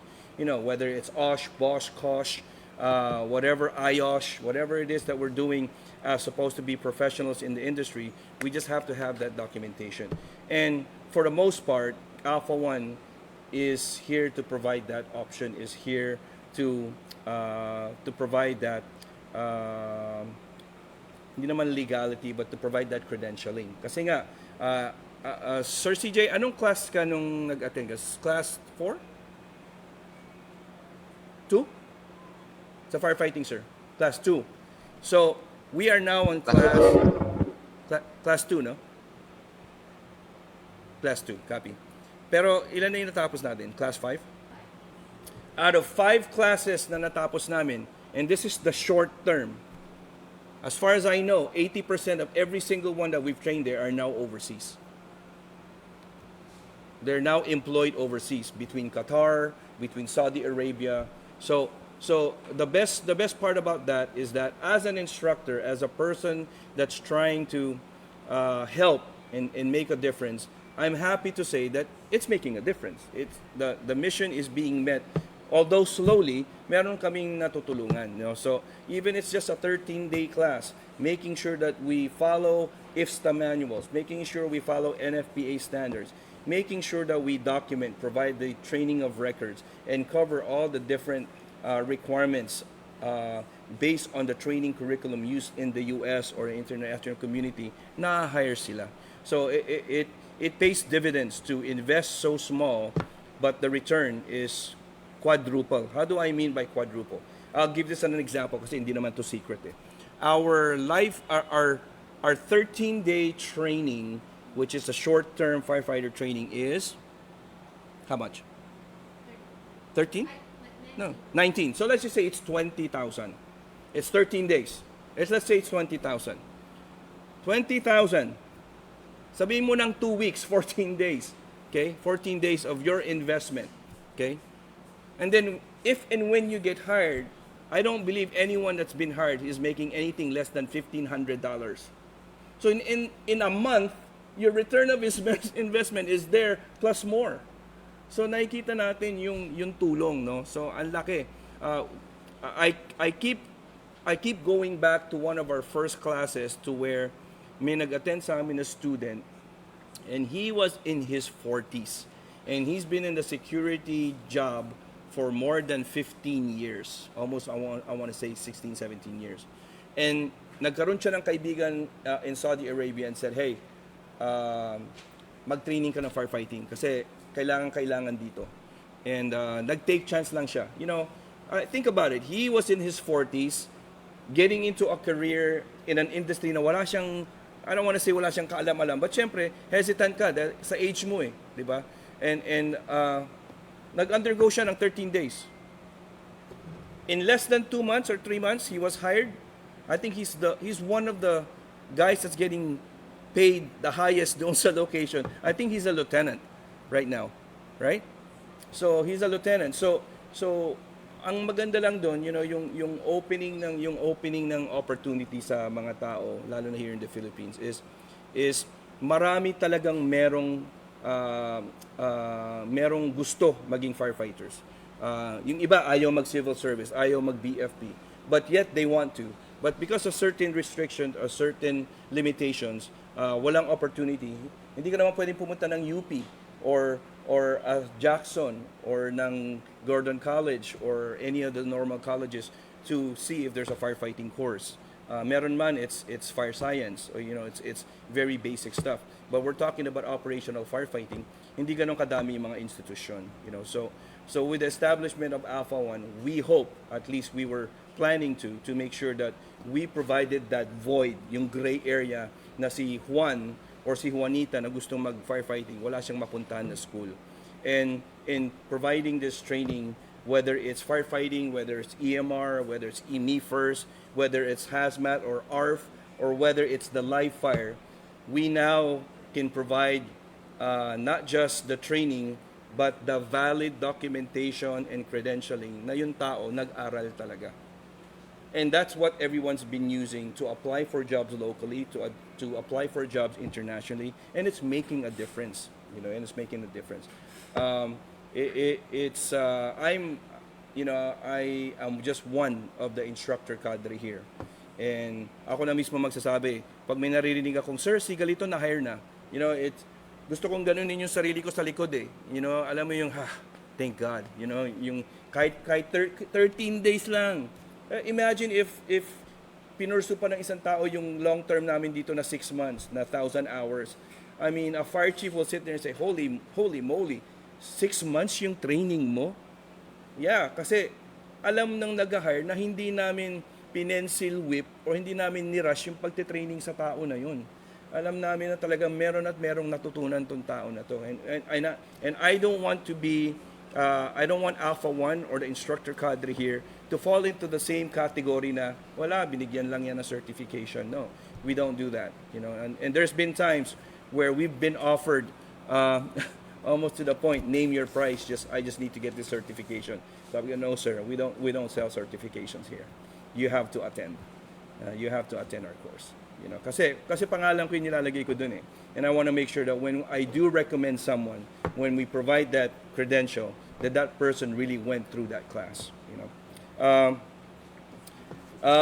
Mention ko lang, currently watching Sir Apple, Sir Kaloy from Saudi in Qatar, graduate of firefighting class 3 and 4. So once again, two more folks na nandun na sa Saudi and Qatar. Hello Qatar, hello Saudi. For all those that's listening, do pay close attention. You have guests here that are leaders. Whether you're in Cebu, whether you're in Olongapo, whether you're in Manila under CAAP or no Sir Joe, whether you're in Pasig or no Sir CJ with BFP, or whether you know Miss Princess with Tondo, West Tondo, or anywhere in Manila. Alpha One is a private organization, and we don't turn down anybody just because you belong to a certain group. We're open for everybody. We love the fact that people understand the difference. We love the fact that you're trying to make a difference. Kasi you yourself, Sir CJ knows this, and all our previous students, sila na mismo ang mag-explain kung sino si Alpha One. What we can do and what we can't do. And we're honest to sit there and say, pag hindi namin alam, hindi namin alam. But for the most part, pag hindi ko alam, I top Sir Jerry, I top Sir Joe or Sir Cobb, I top all my other instructors because even with my 32 years in this experience, meron pa rin mga bagay na hindi ako ganun kalakas. And that means in firefighting, kasi galito yung mga firefighters and rescue and correct me if I'm wrong, most of us are type A guys.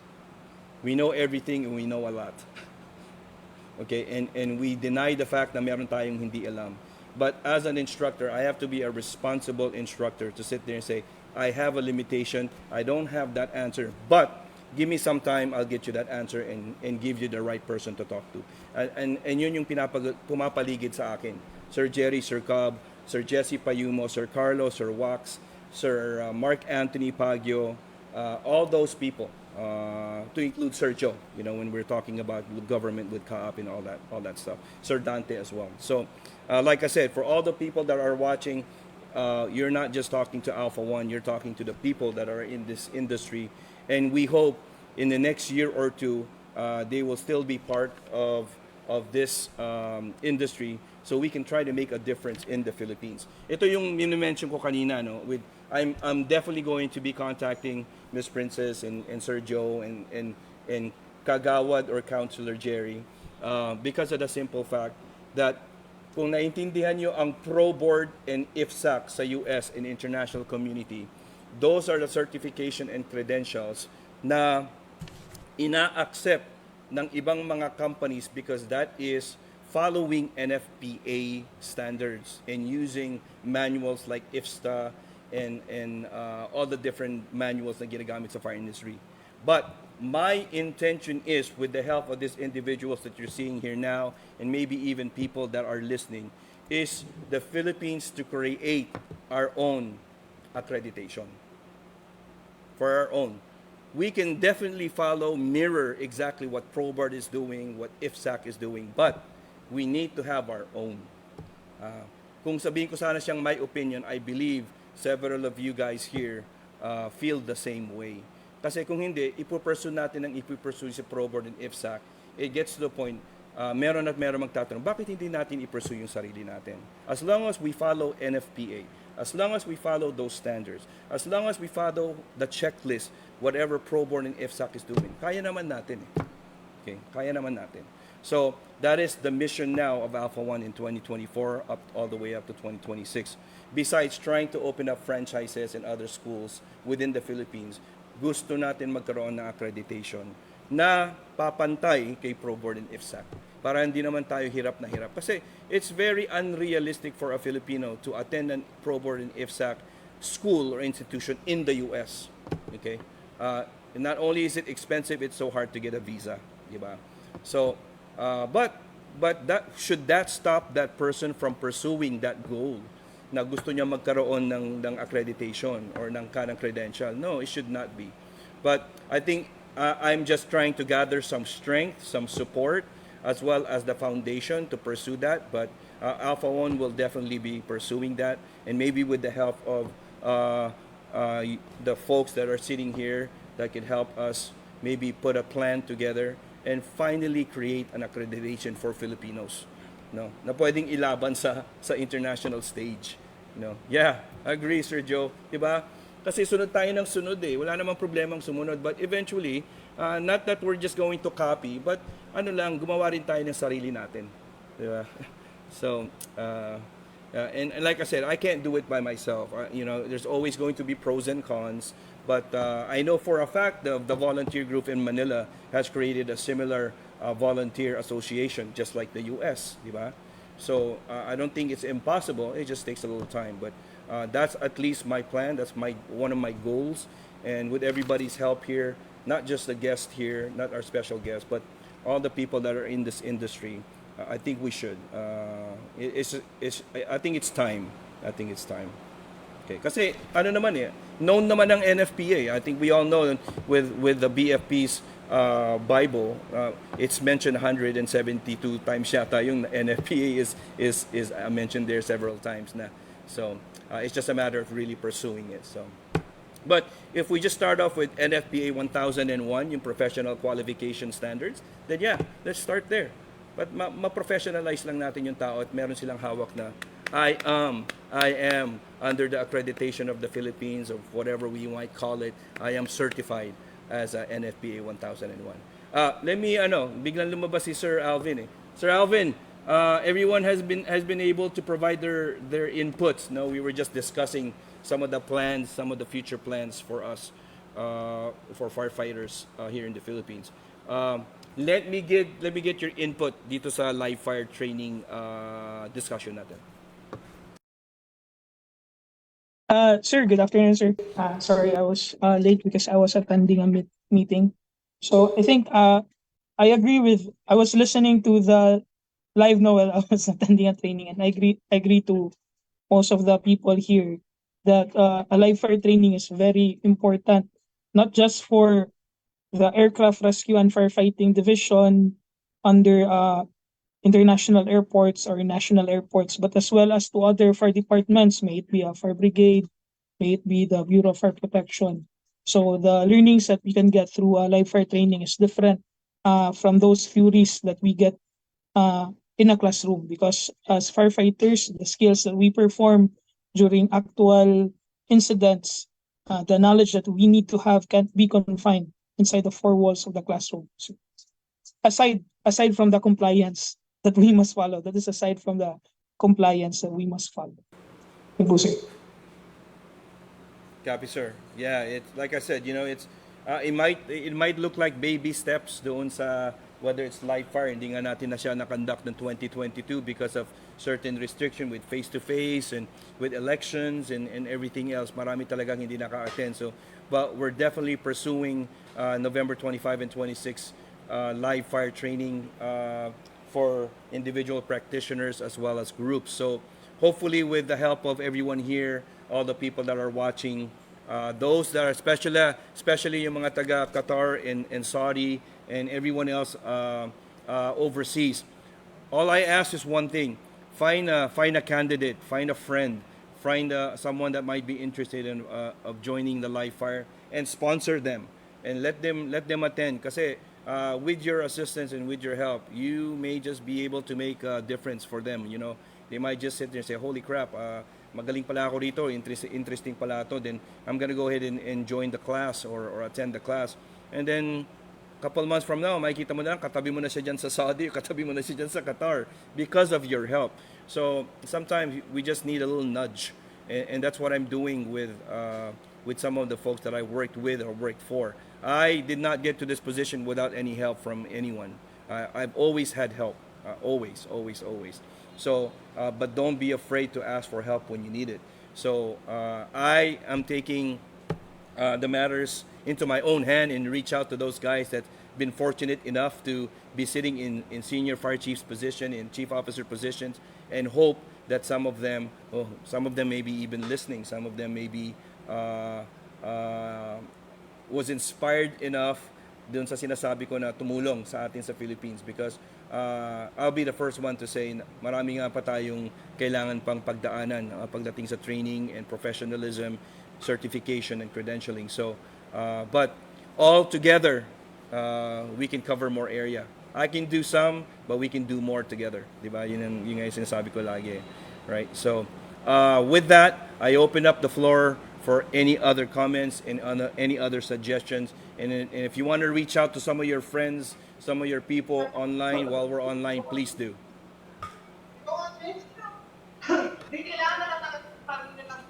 Sir Jerry's on. Yeah. Okay, good afternoon, sir. Again, thank you very much for you guys. Thank you for the time and the chance to join with you guys. Hope to see you on the 25th and 26th of November. hopefully, perhaps I could, you join the training or help the trainers, and all of you. See you all guys there kung may time kayo. And siguro para by then, after the whole training or the whole scenario, doon tayo makapag-usap kung ano pa yung the next step or the next program na nakaabang kay Sir Oliver para makatulog tayo doon. And sana hindi pa ito yung huli. Marami pa tayong pinasamahan by next year siguro. And you all guys be safe and have a good afternoon. Like I said, whenever you're available between the 25th and 26th, we understand. We always love for you to be with us, but obviously, lalo na kaka-join mo lang dyan sa position mo, it's very important for us. So we'll definitely support whichever ano man yung free time mo. Okay, so just Yes, do what you gotta do, sir. And with that, balik tayo kay Sir Joe for our closing remarks, and then we'll go back to each one and then call out a few names to make sure na makuha natin, mabigyan natin sila ng pansin. All right, Sir Joe. Once again, thank you, Chief Collie. No, maganda yung naging plano ni Chief Collie. Philippines is going to have its own certification body para sa mga firefighters natin. Of course, NFPA standards pa rin, so that it would be very acceptable talaga siya for IKO. And I do support yung plano ni Chief Collie. Hopefully, lahat tayo magtulong-tulong doon, no? Yung mga nandirito, kasi it's not just the para sa mga kasama natin, no? Para sa lahat yun actually, ng mga firefighters, rescuers, responders natin, may it be from the ARFF, no? From the Brigade, no? Para sa lahat siya.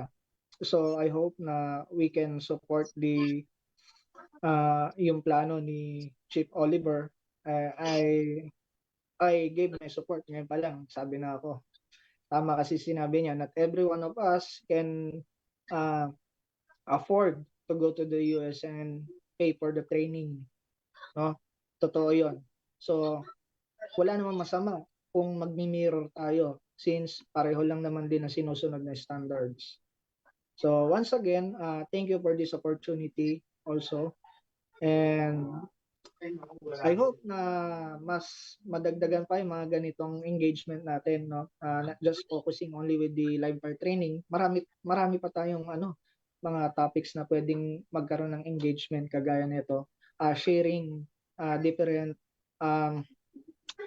practices natin, no? Practices on our side, ARFF, practices sa BFP, sa volunteers, mga practices nila na i-share natin sa isa't isa, and we learn from each other. Well, that's all. Thank you po. Thank you, Sir Joe. Thank you for your time, and definitely glad to hear na support ka talaga dun sa pursuance natin ng accreditation. Like I said, it's a matter of just putting some heads together. Just for everybody's information, Pro Board and IFSAC is not a government entity in the U.S. Whether they're international location or representation, Pro Board and IFSAC are both. I think dito ang tawag natin is NGO. Okay, they're a non-profit organization. They pretty much create their own organization and checklist and all the standards. But it all boils down to one thing. They follow NFPA, period. Yun lang talaga importante doon. And like I said, as long as we're able to adapt, kasi hindi naman pwedeng i-enforce ang NFPA even with ICAO or FAA. Si FAA kasi talagang in-enforce na nila under ICAO or ICAO. If you elect to follow or adhere to NFPA, susundin mo, no? But it is not an enforceable thing. Once again, even in my class, I sit there and say, ano ba talaga tong NFPA na to, dun sa mga nakikinig. Even an electrical engineer here in the Philippines follow NFPA. And if they don't know that, they may end up having to go back to school. Kasi NFPA or NEC, National Electrical Code, is NFPA 70. NFPA 70E, which is also, once again, one of the references in getting their education, diba? And a lot of things are built in NFPA, pati nga active shooter hostile event, or sabihin na nating rescue task force, RTF, it's NFPA 3000. So matatawa ka na lang the references, even it has nothing to do with actual firefighting, still deals with NFPA, So, but like I said, I believe we have enough people in the Philippines that are technically capable of being firefighters and rescue. Being able to have the background, the experience, the comprehension, the education, just does not have that credential that is recognizable internationally. So, yun lang naman and I, myself, knock on wood, nothing happens to me in the next couple of years, but that's what I'm pursuing. And I will be asking for everyone's help to make sure that happens. I mean, if that becomes our legacy, it's not my legacy, it's just something that I would like to have personally, but it cannot happen just by myself. So with everybody's assistance and help and understanding, we can create our own. We can create our own credentialing here. So and it's not a business. It's not built on a business platform. It's built on fairness and equality.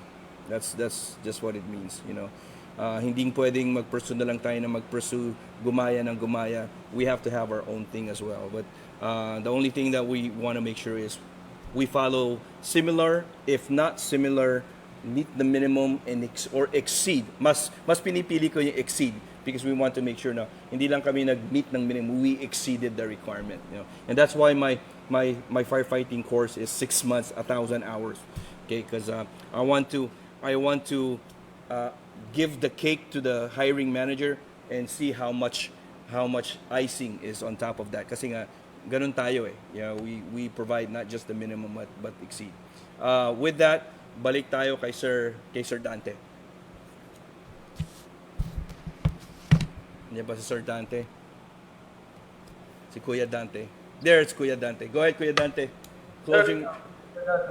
Chief Kuli, thank you for your plans and program for adhering, giving us the chance to um, obtain the knowledge about standardization. So, salamat Chief sa program na sa buong Philippines, no, na pwede na nating mas standardize with the help of my colleague here in the ARP, Sir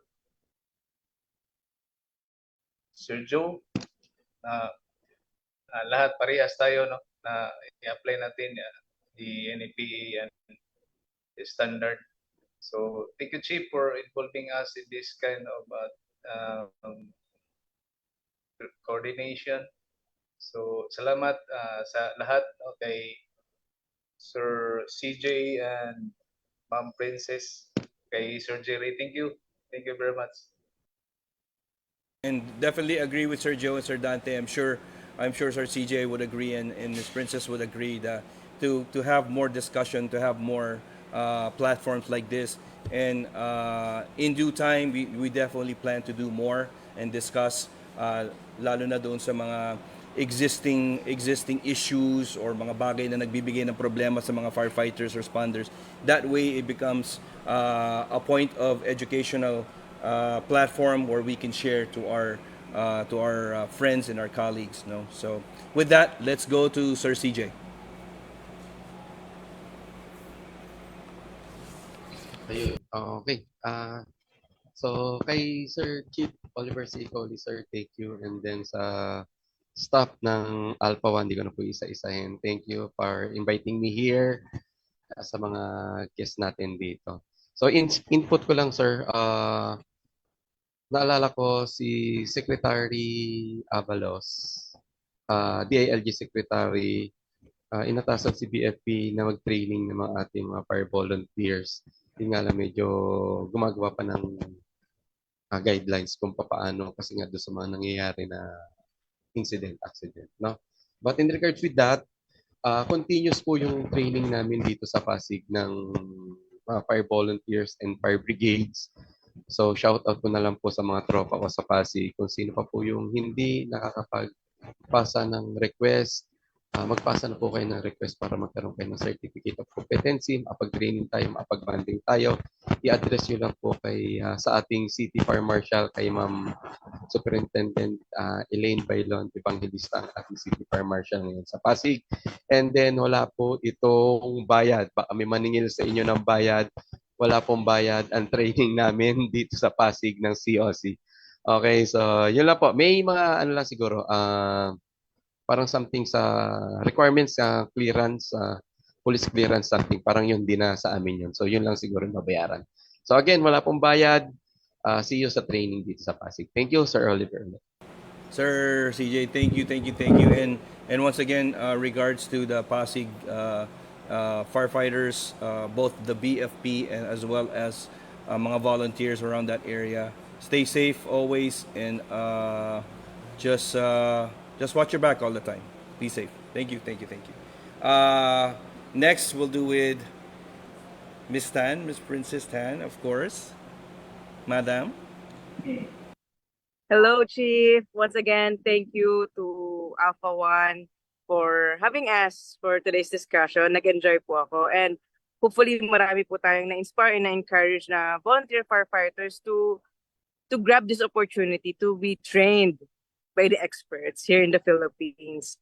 And hopefully, the BFP also considers the training of course, of the, not just the fire volunteers, but also the barangay fire brigades po. Opo. Thank you very much, Sir Chief. Yeah, I will echo what Ms. Princess had mentioned, as well as what CJ. So for the most part, even for the local responders, whether it's volunteer or whether it's Manila NCR or the provinces or here in Zambales, at the end of the day, and you guys can correct me if I'm wrong, at the end of the day, firefighting as well as fire and emergency services, we still have the, how would I put it? We still have the responsibility to report to BFP. We still have the responsibility to allow them to get that information. Alam kong maraming mga responders dyan, from the volunteer level to the LGUs and private. But at the end of the day, from the national level, BFP still has a mandate. So we have to be respectful in that manner. I mean, we were faced with a similar incident or similar. I don't want to say incident, pero parang nung nag-training kami sa San Marcelino, there's a point where we were challenged by BFP why we were providing that training. So ang sagot lang naman namin, we don't provide certificate of competency. We provide a training, we provide a certain level of training where we follow NFPA. And if not, nung time na yon, kung magpo-pursue si San Marcelino ng kanilang certificate of competency, I think we were proud to say, or at least Sir Edar will be proud to say that prepared na yung mga tao kung mag-COC kasi at least nagkaroon na sila ng training. So kasi sila lang naman talaga ang magbibigay ng certificate of competency, lalo na to be auxiliary firefighters, especially if we follow the Republic Act na nakasulat kung saan anong pagdadaanan nila. So we have to be respectful in that manner. We have the similar issue here in Olongapo. Meron tayong mga responders. Minsan, hindi naman lagi, medyo nakakalimutan mag-notify o mag-coordinate kay BFP. So as a matter of respect, these are government agencies. We have to make sure that hindi natin nakakalimutan yun. Kasi yun pa rin ang mandato ng BFP. They respond. So it is in their prerogative, it is in their standard operating procedure, whether they allow those responders to respond on their behalf, or they're responding, tinatawag nating delayed response, or because the reporting agency is closer, inaalaw nila mag-report. But still, we cannot forget to tell the BFP that there is a response. So like I said, naririnig ko lang kasi yung mga ganung usap-usapan. So I still understand. I want to make sure as well na sa mga nakikinig sa atin, we want to make sure that the Alpha 1's mission is not a threat to BFP. And one of the reasons why we actually went to see Director Purakan sa headquarters to make sure na naintindihan ni Director ng BFP at naintindihan even with Chief Kwang Chu, his operations director there, and all the rest, even with SRF officer nila doon. We just want to make sure that they understand we exist just as an option. We exist to provide additional training. We support the same exact mission as BFP, and alternatively, we are here to provide whatever help we can for BFP. We're still saving lives, we're still saving property, we're still saving the environment. It's still the same mission. We may not be wearing the uniform of the national government, but the ideals are still the same. So and with that, let's put on Sir Alvin. Yes, sir. Good afternoon, sir. So again, I wasn't able to have the same discussion that you guys had because I was late in attending the discussion. But thank you still, sir, for inviting me. Now, the same thing with Sir Quijano, sir. We should have. It's a good thing that we can have this kind of talks where we can interact with different officers or personalities from various agencies and organizations, especially for the aircraft rescue and firefighting, because the uniqueness of the aircraft rescue and firefighting is that if you're not under the Civil Aviation Authority of the Philippines, then you have a separate authority. Excuse me. If you have a separate authority, then the authority is mandated to train their personnel. So if you're not under CAAP, like for example, for MIA, for Mactan-Cebu International Airport Authority, we are required to create our lesson plans, to create training programs, to design our own live fire trainings. And without the standards, because ICAO, which is the standard that we follow in international airports, does not strictly state kung ano yung mga dapat gagawin. They just provide us with a general framework. But as far as the technical skills that we should follow, it's not indicated there. So it's a good thing that we have been trained by Alpha One to follow NFPA standards. And as you've mentioned, ICAO, FAA follow NFPA standard. And if we follow NFPA, then most likely we are compliant to the standards of the aircraft rescue and firefighting. So uh, for all those that are listening to this live podcast, it's really a good experience to enroll to the live fire so that they'll have a taste of what it's like to conduct live fire na hindi lang ginagawa nyo on your own. Like for us, we have exercises, we have drills, but it's a different thing if you experience a drill that is designed by an NFPA instructor, same as with Alpha One. So it gives you a better perspective of how to conduct things. That's it, sir. Thank you, sir. Yeah, totally agree with what he said. Like believe it or not, I also want to give credit to Mom Carol, our manager here for marketing, as well as Lovely, for making sure that this podcast happens. This is one of the things that we're doing to make sure that everyone really understands live fire. May mga nagsabi kasi, what is the prerequisites? Ano ba yung requirement? I'm never trained. I've never done this before. I'm only 17 or 18.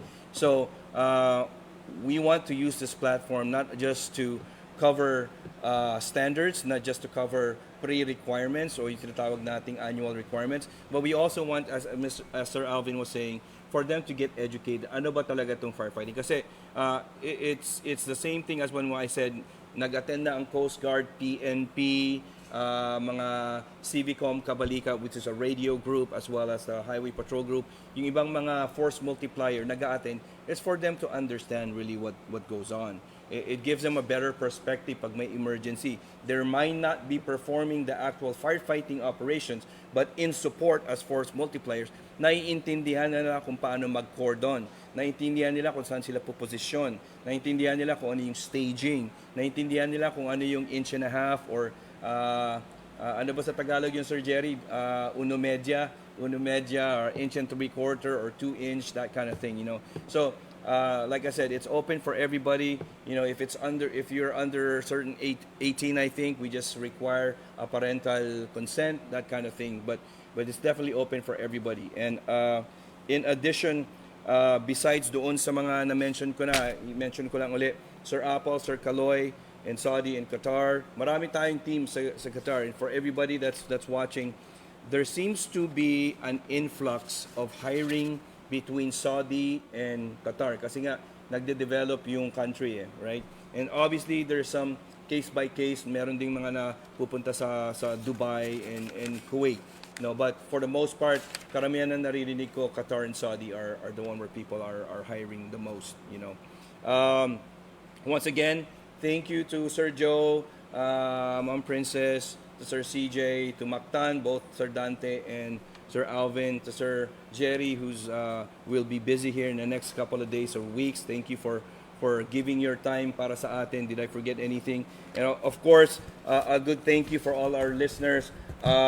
Once again, it might be baby steps, but with your help, with you having to educate other people that maybe even your kids, there's a big opportunity to better themselves. And we're not saying it's all males. Pang lalaki lang yung trabaho. That's not true. We train female firefighters here. Okay? Thank you to Mactan-Cebu International Airport Authority, the management there, for supporting us. Subic Bay International Airport, Sir Romel Lucero is supposed to be with us earlier today, but mukhang naging busy. West Tondo Volunteer Fire Brigade, obviously with Miss Princess. D&L Industries with Mr. David Chung and the fire chief there. He's helped us. He provided support for us for reservicing our bottles several times before for free. So Sir David Chung is a pioneer in this industry, especially in volunteer dyan sa Manila, especially I think there's Quezon City, right? And then Santa Lucia Fire Substation of BFP Pasig, obviously with Sir CJ, and then the Civil Aviation Authority of the Philippines, Mr. Joe. And Mr. Joe and I and the team here, we're working it out. I see that Aguila ring with Sir Jerry. Hey, mabuhay ang Agila. For all our Eagles brothers and sisters that are out there, please support Alpha One and get some sponsorship, get some people to get training. You pick your candidate if you want, pick the students that you want to support, or we'll pick them for you, whichever. But at the end of the day, it just makes us a better community, a better and safer community.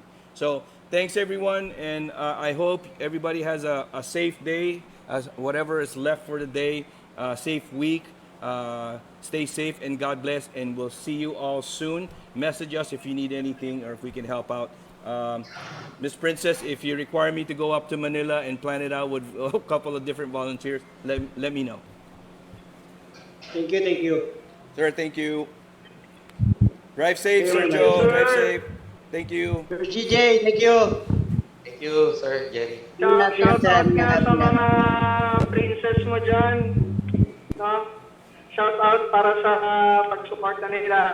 Sir, I think before we hang up, let's do a picture taking once again. So for ano pala, no, for yung pala yung ano natin, no, munti ko na makalimutan. Documentation natin. Documentation, that's correct. Yeah, so opening cameras. Okay, so let's see here. Andiyan pa ba si Ma'am Princess? Yes, sir. Ayun na. Sino pa wala? Si Sir Dante? Daala ha. Apply na lang natin si Sir Dante. Okay. Oh, ang ganda ng background ni Ma'am Princess, oh. Anong location ni Ma'am Princess ngayon? Oh? Parang nasa ano na naman. Sir, I'm here in Pandi, Bulacan. Okay. Pandi, Bulacan. Okay. I think I have a cousin that lives in Pandi, Bulacan. Oh, okay. Just visiting lang po. We'll be back in Manila na rin for in a few. Okay. All right. In 3, 2, 1, we'll take a picture. 3, 2, 1, smile. Good? All right. Thank you, sir. Joe, drive safe. Ma'am Princess, drive safe. Dave, thank you. Okay, Thank Sir you, CJ, stay you, safe everyone. at work. Congrats again, Sir Jerry, Sir Alvin. We'll talk Bye, to you Sir soon. Thank you very much. Thank you, guys. Thank you. Thank you guys. Ingat. Thanks, CJ.